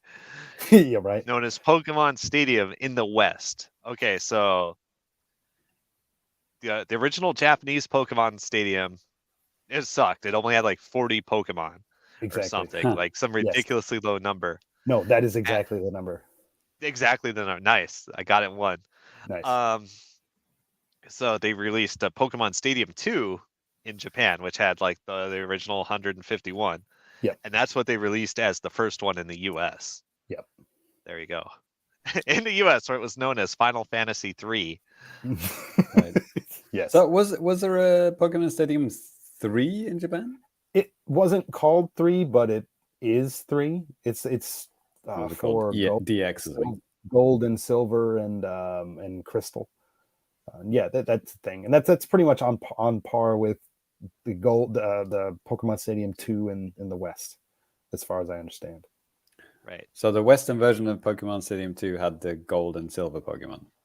The Western version of Pokemon, for simplicity's purposes, the Western version of Pokemon Stadium 2 is the Japanese version of 3. All right, okay. There is no 1. Like 1 only Right, existed right. in Japan. Like it was a really early release too, like 98. And I mean, it was like August 98 or something. Pokemon hadn't even come out in America at that time. And this is the West. I mean, that came out like October 98 North America. So like that wasn't even a thing. And even if they probably weren't even thinking about localizing it. It's like, okay, these Game Boy games have to, pop. And if they don't, that's just going to be a lot of money thrown down the shitter on something that only has 40 Pokemon, So yeah, this came out in Japan, maybe 99 or 2000. And then, yeah, it came out in the West in 2000 as Pokemon Stadium 1. But yeah, anyways, thanks for that's taking coming. the hit, Japan. Yes. Yeah. Well, I mean, originally this is planned to be released on like the 64 DD. So, probably cartridge size limitations also were some of the reasons why they couldn't put some of the, like, more of the monsters on there at first. I read something earlier today. It was something about like they have maybe models for like some of the other monsters, so like all of them, but they like only 40 of them had animations. So, yeah. People complaining about Pokemon games not having all the Pokemon in them. A tale eternally retold. Right. I figured you'd know about this because this is like, old school, like internet stuff that, Nintendo nerds would have known about back then. True. Yeah. The original Japanese release, Doki Doki Panic. Yeah, exactly. Yeah, I remember putting some time into this game, and I also remember seeing it on display at E3 2000. Nice. Because they weren't rolling out the GameCube stuff yet. Yeah. Yeah. I do enjoy some of the mini games in this. It's pretty good. Yeah, I've actually never played any of the Pokemon Stadium games. I've never owned them. So actually today on online, I bought the first one, the Japanese first one, for like, I don't know, less than like $10. It comes with the transfer pack and everything too. So it's like, okay. That's good. I mean, box. I'm not going to buy a cart like a moron. No, like here, seriously, if you go to any used shops and stuff like that, you just find that very first Pokemon Stadium. It's everywhere, and it's just you can get it for chump change. So yeah, I had Pokemon Stadium for really? N64. Yeah, because I still had my Game Boy, and I had Pokemon Blue, which is still the only Pokemon game I've ever owned. The only whatever legit numbered Pokemon game that I've ever owned. So yeah, Pokemon Stadium was like, well, Perfect Dark, the face scanner for Perfect Dark's coming out soon. And I have my Game Boy camera, so yeah, I'll be able to use it for that as well. Yeah. Sad trombone sound. But so yeah, I wanted the transfer pack, because there were a bunch of games using it, at the time, already. So yeah, it was a perfect timing for me. I still had my Game Boy. I was playing Pokemon. I was like, okay, yeah, let's do it. Yeah, actually, I still have my original Pokemon Red box. Like this thing, I don't know that's how good it's condition. It's almost perfect. The only thing I'm missing is the actual game. Like it's obviously it's not here. Like I've told this many times on the show, but like yeah, it's just gone. But I've since had, like, my brother he had blue, and he gave me his blue box. It's kind of smashed up and beaten up a bit, but I got like boxes for all of them up until silver at least. And yeah, but it's ridiculous. My friend had red and I had blue. So my Blastoise always beat the shit out of his Charizard. Yeah. What was I going to say? Oh yeah. You could play the Game Boy games at like super speed, so you could like level up your Pokemon like twice as fast. Nice. I was gonna say that. Yeah, I think you have to do some stuff first to unlock it, but it's a useful feature when you're in that middle school competitive scene. You got to grind your Pokemon real fast. Yeah, man. We didn't hear anything about the connectivity with Game Boy Online, did we? That was just a rumor that didn't turn out not to be true, I guess. Yeah, like known kind of like backdoor looker guy, N64 stuff, Luigi Blood. I think he'd looked into it, and like, yeah, it's just not there. There's no connectivity with that. You're not going to be able to use like your Pokemon Bank Pokemon and like connect it to none of that is here. Like all that stuff is just not here. That'd just be another thing. Somebody in our Discord said the rental Pokemon are garbage. Yeah, I believe it. True. So have fun, everyone. Hashtag deal with it, right? Yeah. The game designed for a Game Boy games to be used with it now, without that. Yeah. But anyways, yeah, that's coming next week on April 12th. So I'm looking forward to maybe giving it a shot. Wait, is this in the English regions as well? Yep. Okay. Cool. It was weird because like I was gone all day yesterday when this was announced. I got home, like I saw it like on my phone or something, and then I saw that Nintendo of America had posted a video and then like removed it. It's like, why? It's like, what's the point of that? But yeah, anyways, yeah, it's coming everywhere as far as I know. Cool. I'll check it out for the nostalgias. Yeah. But that is gonna do it for the news. Oh, do you hear that, James? Yeah, I do hear that. That song you're hearing in the background right now, it's always in the background in my head, even when I'm not on the podcast, is the not the Famicast, Fukubukuro, the Fukubukuro of Fabulousness on the Famicast, the part of the show where we tell you what games you're going to buy, so just shut up, open your wallet, and buy everything we tell you to. Yes. So yeah, we're going to be using Deku deals. So I've changed up a little bit today. So instead of just sticking with the $10 one, I've taken off the price limit. The only thing I've put on is has to be the lowest price ever. There's lots of cool filters that you can do on Deku deals. You can play around with them yourself. You should do that. So this is US, and the price could be anything, but these are guaranteed to be the lowest they've ever been. So if we see some good games, and it's like, oh my God, never been that low before, boom, buy it. So yeah, the prices are going to be all over the place. Here we go. So for example, Doom Eternal, it's not $10, it's $13, but it's the lowest price that's ever been, and that's a fantastic game. And if you haven't played Doom Eternal, you should play it. It has DLC as well. Cheap for the Switch. Yeah.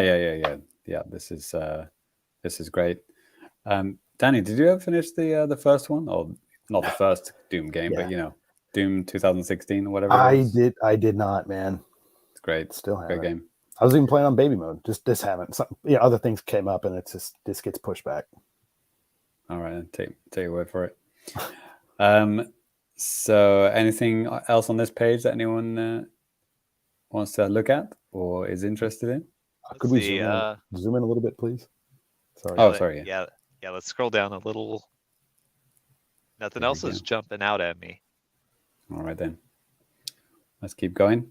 Dust and Neon. I've heard of this one actually. I think this is a kind of a. Isn't it the ex-GN guys like Matt Casamassina and Craig Harris? Isn't like this there? Yeah, I think you're right. Actually, it's what do you call this? Well, it says it's an action adventure role playing game, but I would say it's more like a twin stick shooter. But you're like playing as like a robot cowboy guy. It must be a roguelike, right? What's the name of their company? Does it say that on there, James?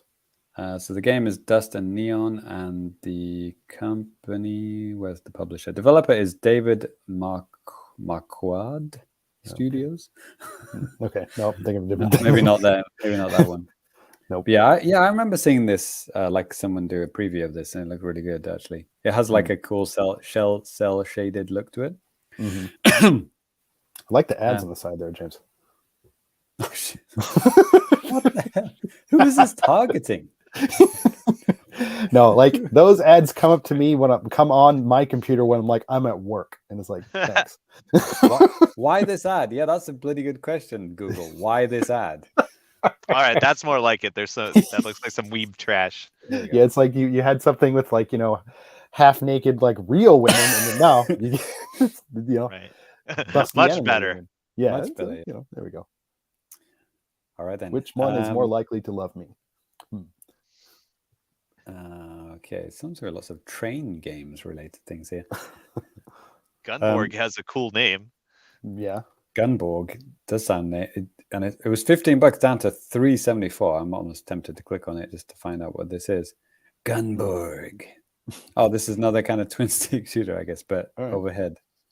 Is it Seth Rogen again making his own game like that one game we just looked at? The Seth Rogen company? Yes, exactly. Okay. Anyway, Gang Beasts. We know that game. Yeah.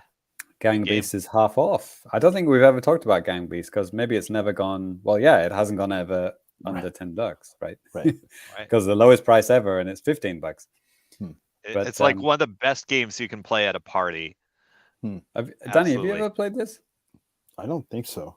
Okay. I've played it with like 8 people. It is so much fun. Yeah, I think I played this at TGS when it was first announced. It's great. You can like grab people and throw them off buildings. You can do that in real life like too, that. I guess. But yeah, it's much more dramatic and funny than it sounds. Yeah. Okay. It's like some of the funniest shit you will ever see in a video game will happen in this game, and it's all what's the word I'm looking for? Emergent gameplay. It feels good. Nice. It feels good. All right then. Ninja Gaiden collection. Yeah. Master collection is not very much off, but yeah, $40 down to $28. Lowest price ever. Yeah. So I guess that very rarely goes on sale for very cheap. Right. I just remembered the now very old Ego Raptor cartoon. Hey kid, I'm the strategy guide. I'm here to help you. And then Ninja just kills him. It's pretty good. Not the next day at school type of thing, huh? About the same era of Flash animation. Nice. Okay. Well, I thought this was interesting, but anyway, skip past that one. Okay, we'll go on to the next one. Jesus Christ. Nickelodeon Kart Racers 3. There are now 3 of those games. Wow. I remember reviewing the first one. Yeah. And it is legit one of the worst games I've ever played in my life. I thought so. The animations were so stiff. It just looked like shit. It is so bad. And there's 3 of those games? Seriously? Oh, Jesus Christ. And Slime Speedway. Okay. Any of these ones looking familiar or anything you'd like me to click on and find out more? Nope. Okay. Yeah. Oh, yeah. The Metacritic scores are all over the place as well, aren't they? Some of these are like 50 something, 60 something. Yeah. Resident Evil Village Cloud Edition. Okay. Something Cloud that Edition. doesn't usually show up because it's not $10. It's $30, down from $40. So yeah, 25% off right now. Even though the sale ends in 42 hours. So hopefully listening live to get on that one. Ooh, Skyrim Buy It Again edition. Yeah, Skyrim Buy Again Edition is the anniversary upgrade. Yeah, What they is had the it? full Upgrade. game. Oh wait, it's right there. Oh, so if you have it, you only need to pay $12 to get the upgrade. Well, then there's the one right next to it on that side. Then Yeah. it's up top. I think there was like maybe vanilla Skyrim. That's what I have, right. actually. So if you want the new anniversary edition, you can spend $28. That's 60% off. That's usually $70. No one's going to buy $70 for that. Yikes. Or if you already have it, you can just buy the upgrade for $12. So yeah, seems like a good deal if you already have it. Yep. Right then, cool. Moving on.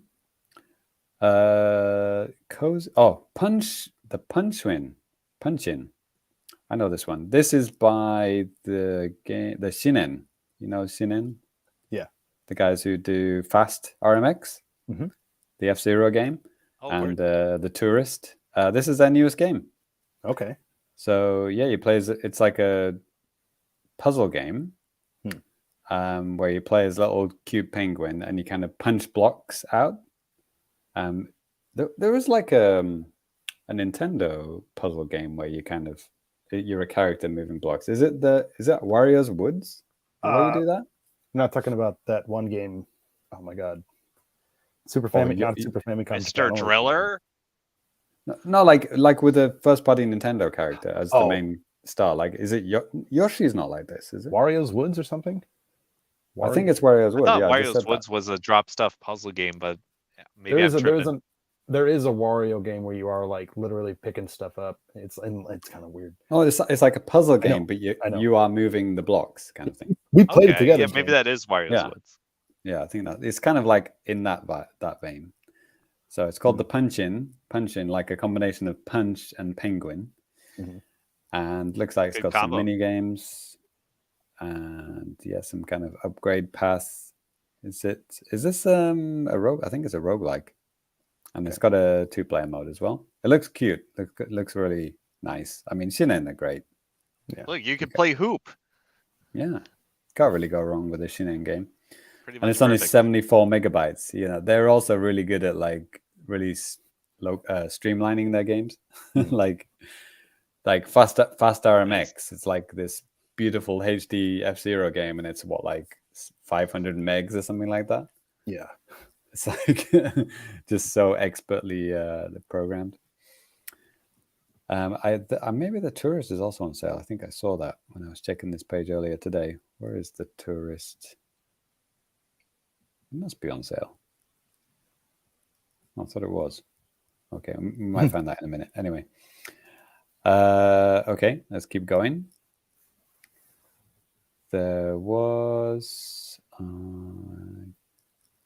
PC Building Simulator. I've heard of this game.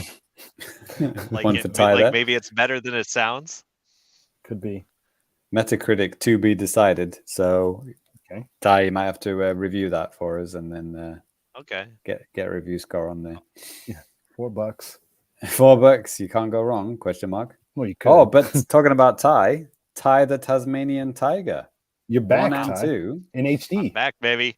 In HD. Ty in HD. 32.24. There it is. Okay. $8 off. Such generosity.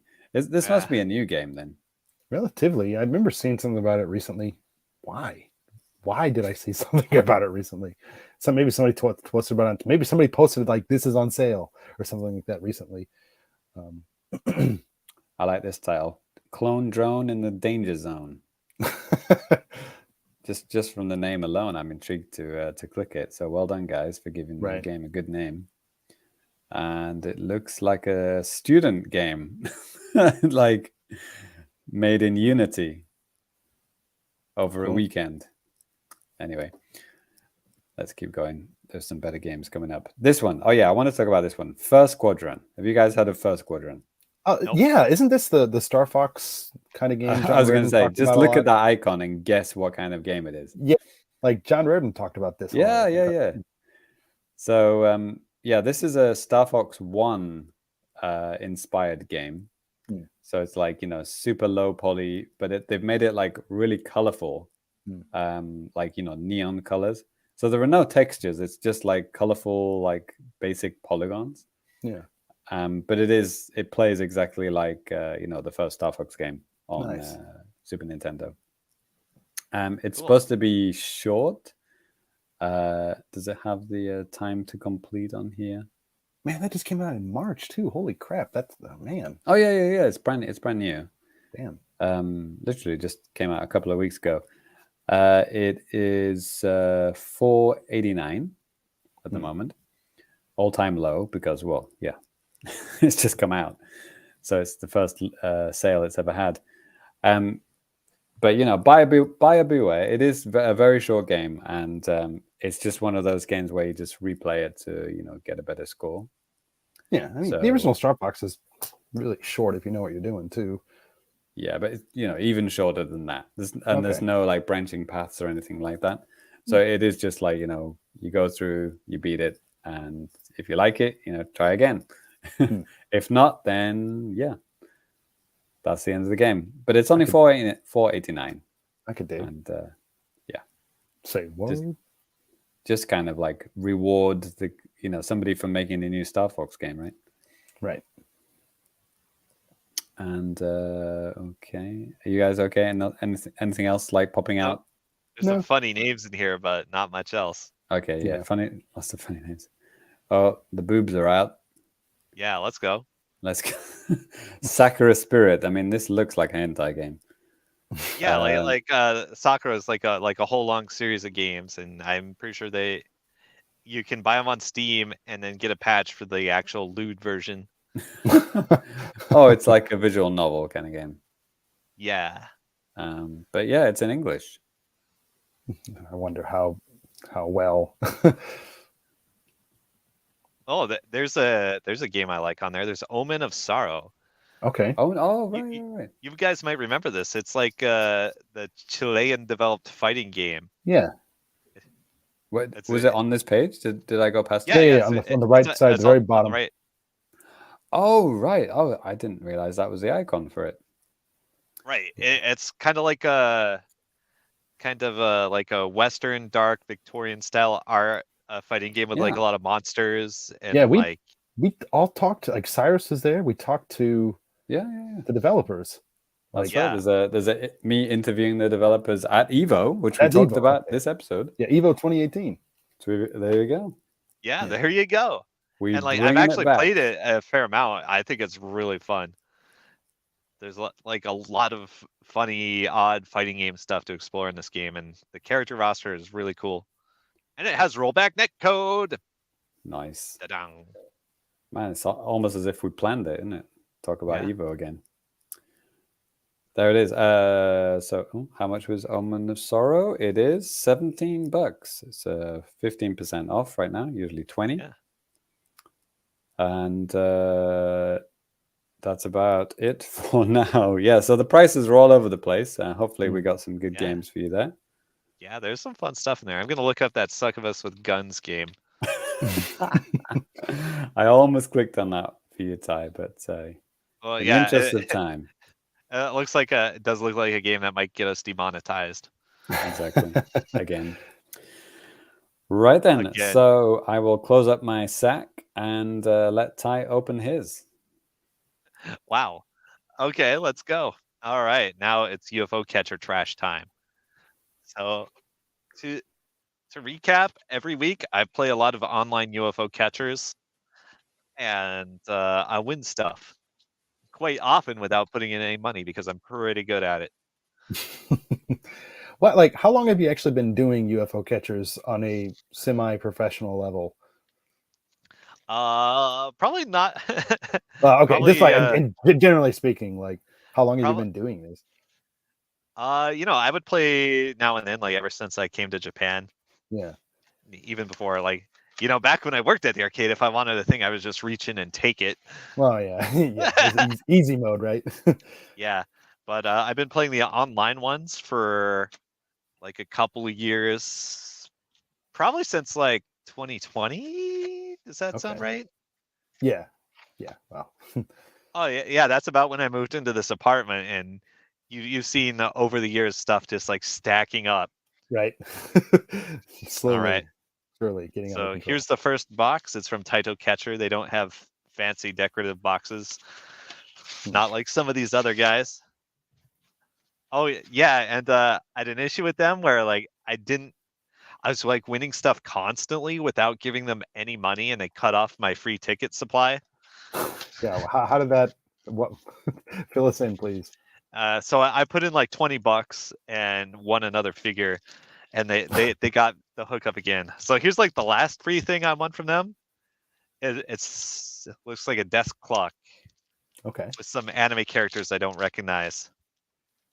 So let's have a look. Yes, I now have another little anime clock. Do you know these guys? No. They look colorful. Let's see. It looks like Fuhaya and Rimokon. Okay. Right? Probably not related to the WarioWare character. Maybe. All right. Maybe they're brothers and sister. Who knows? Okay, let's go. Yes. Are they brothers? All right. Now there's another box. I know this is from Tokyo Catch because they handwrite all their shipping labels. All right. I'm using a can opener this time. That might. I don't know if that's safer or not than the rusty ball pen. Yeah. Don't worry. This is plenty rusty. Okay. Okay. Thank God. It works though. So this is like real hobo mode going on right here. Hobo with a shotgun without the shotgun. Yep. Open. All right, we're almost in. Now, Tokyo Catch, it's relatively easy to win. You probably won't get it on one ticket, but sometimes you can. What do we get? Oh yeah, it's this guy. Check this guy out. The Amazing Heroes. This is the guy that yells a lot in Hero Academia. Okay, I was saying that's why I've seen this guy. Okay. Yeah, he kicks ass. Okay. What's his name? Present Mike? I don't know. I'm Prison Mike. All right, let's go. All right, next up, we got Capcom UFO Catcher. Taya, I didn't know if you knew this, but in prison, you are someone else's bitch. Your name is bitch. Yes. Prison Mike. Mm-hmm. Okay, let's see. So Capcom's they have a pretty nice UFO catcher site. They have a good stream of free tickets and credits. Nice. And they do have some exclusive Capcom stuff, and they also have like a weird amount of like really old UFO catcher stuff from like a couple years ago. Okay. Okay. So like if you miss something on the other sites, it might pop up on Capcom later. Okay. When you said really old, I was thinking like, whoa, from like the 80s or something? No, like 2 or 3 years ago. Yes. Okay. All right, you'll never guess what I got this time.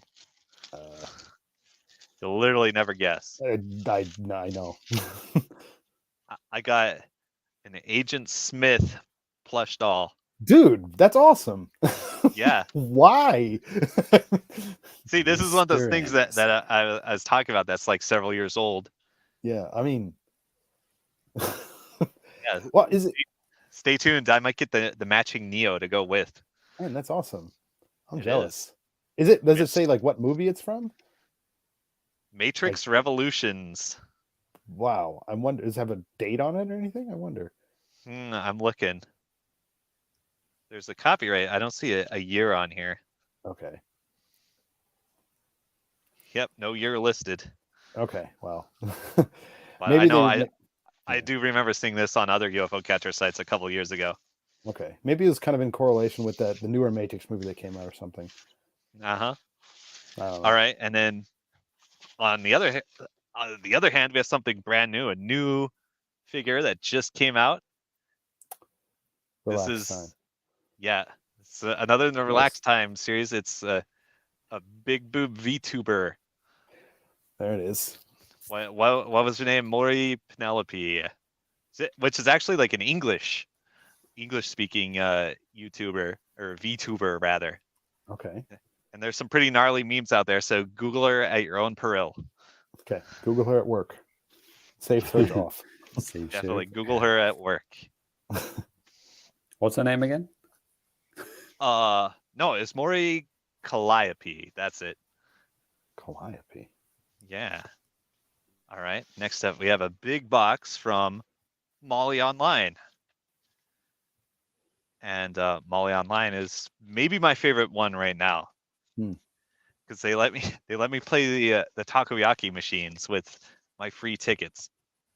And they do the handwritten labels. Is it these guys? No, that was Tokyo Catch. Okay. These are the guys that only ship to Japan and like Malaysia for some reason. Okay. And they kind of go hard on the VTuber promotions and merchandise. That's how I found out about them. I was looking up a VTuber because I got the VTuber figure, and then I find a video of her winning her own figure off of Molly Online. So I'm like, okay, I'm gonna try Molly Online. Right? What the? Oh shit! Damn, there's a lot of stuff in here. All right. Okay. I'm definitely gonna have to open this up. Here we go. I got a big eggplant.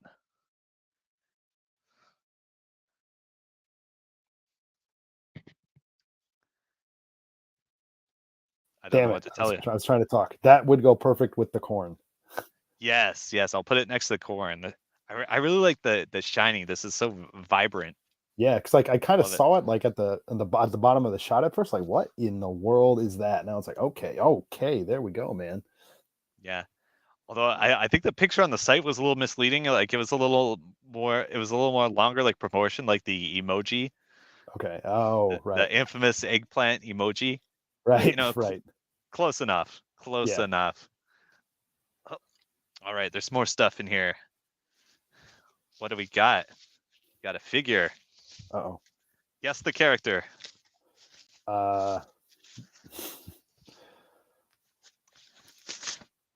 Too late.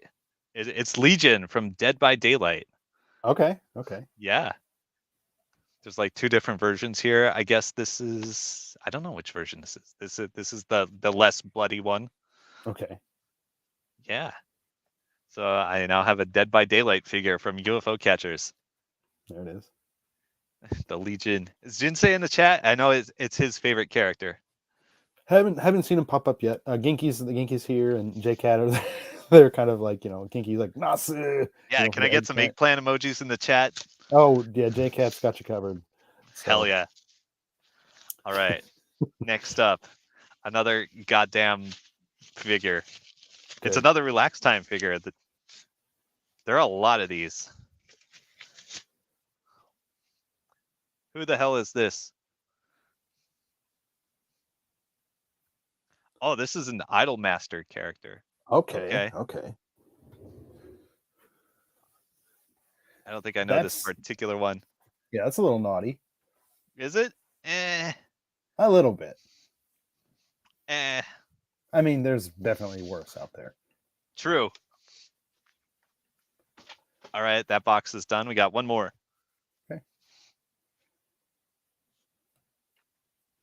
Okay, let's see.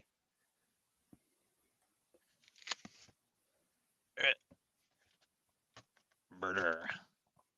Kill the box. All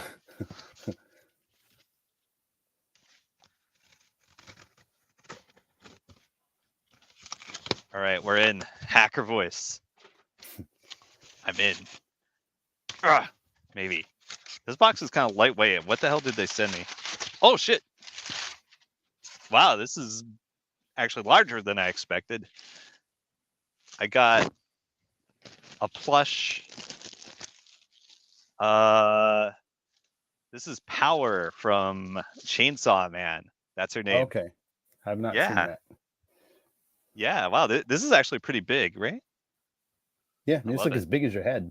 Yeah, it's like cute. Bigger than your head. I love it. Yeah, wholesome. Yeah, wholesome. I haven't seen the show yet, but I'm pretty sure it's anything but wholesome. Yeah, definitely. J-Cat Yep. must be a fan. Power, lol. Oh yeah, she knows. Yeah, she probably knows. Yeah, this is cute. Maybe this is thumbnail material. What do you guys think?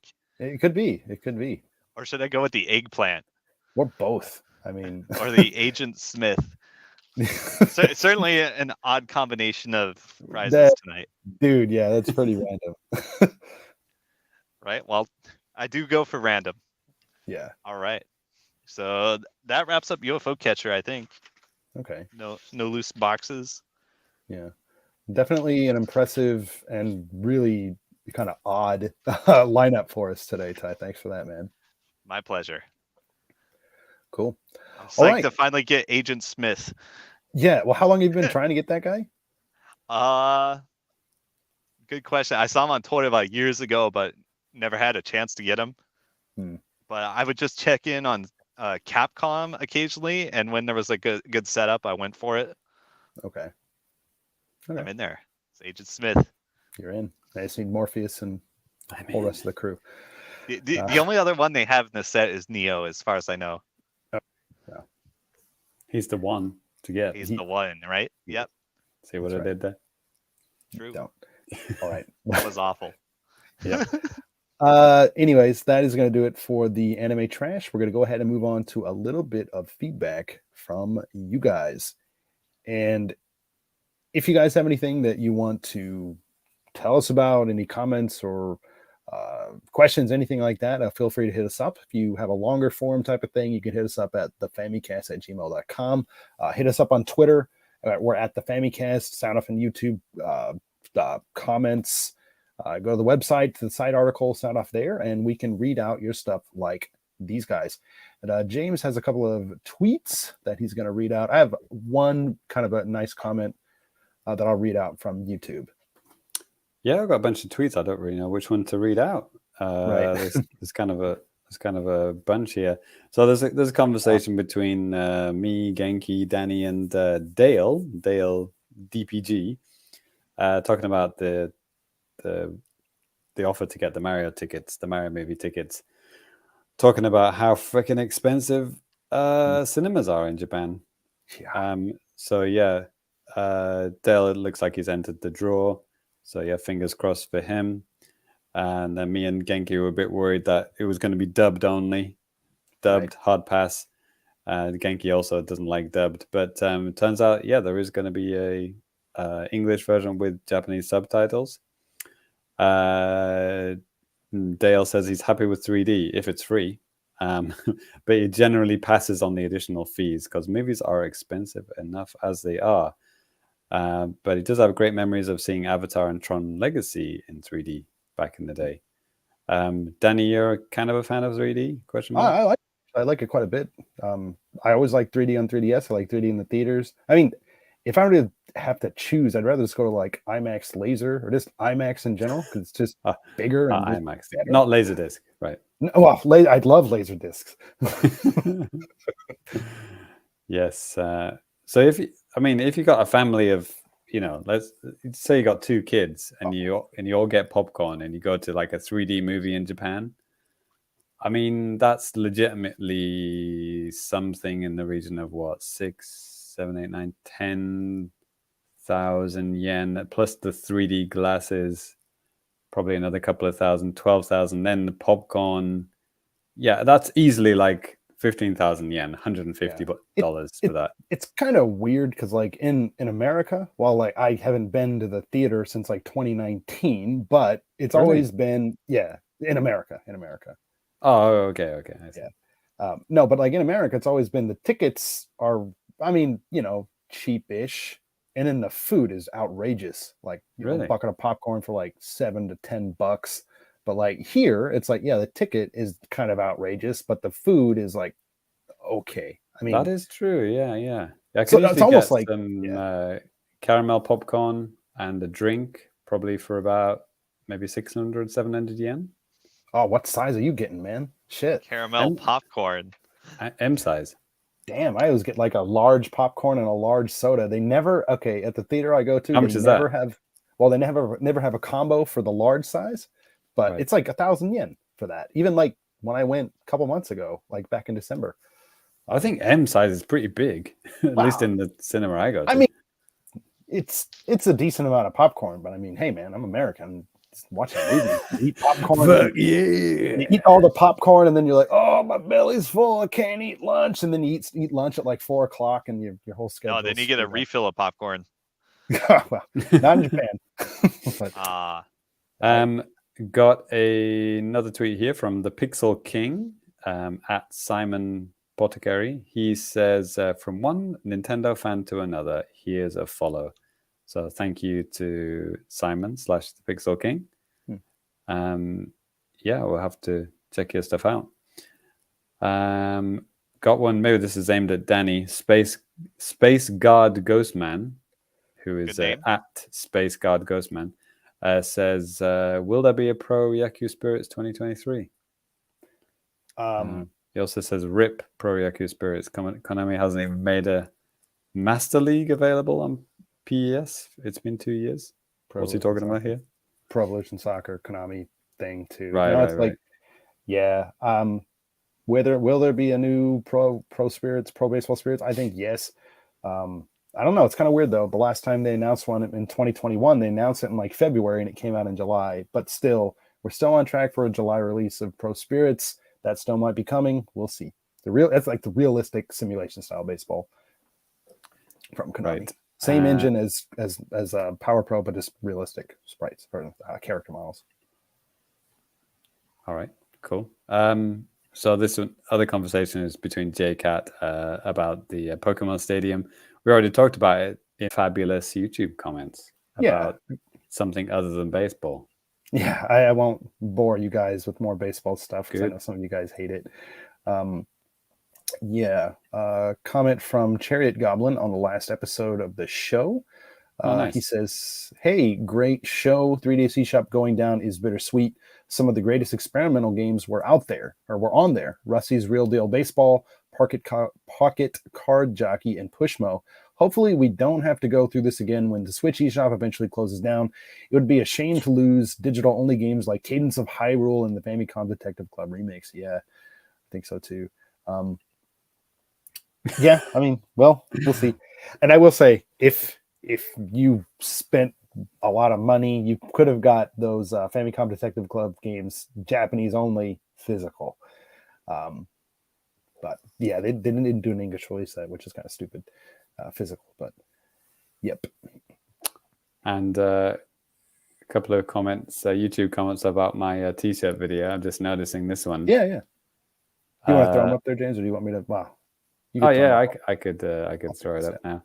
So, so I actually made like a shorts version of the video as well, just like and user by the name of Pickle Egg says, "What's your OnlyFans, bro?" So yeah, you have to join the Patreon for that. Right. And Transient Image, friend of the show, said he was hoping for a JC runway strut. Nevertheless, these are some great shirts. I personally like the blue one. There you go. You're welcome.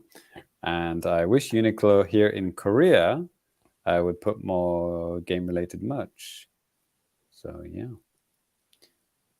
you're welcome. Just one more close-up of the t-shirt there, Danny. Oh, sorry. Sure. Again, watch the full video for more close-ups. Right. Yeah. Genki says, "Nice t-shirt vid in the live chat right now." Thank you, Genki. You're all welcome. JCat also said that the Cadence of Hyrule, Cadence of Hyrule did have a physical release. She has it. I don't have it, but that's the Zelda game that tie by a Switch. Right. I think that's the only. Is that still the only game you actually own on Nintendo Switch? Then. For physical games, what have I bought that funny drumming game. Mm-hmm. That Gal Metal? Yeah. I bought that.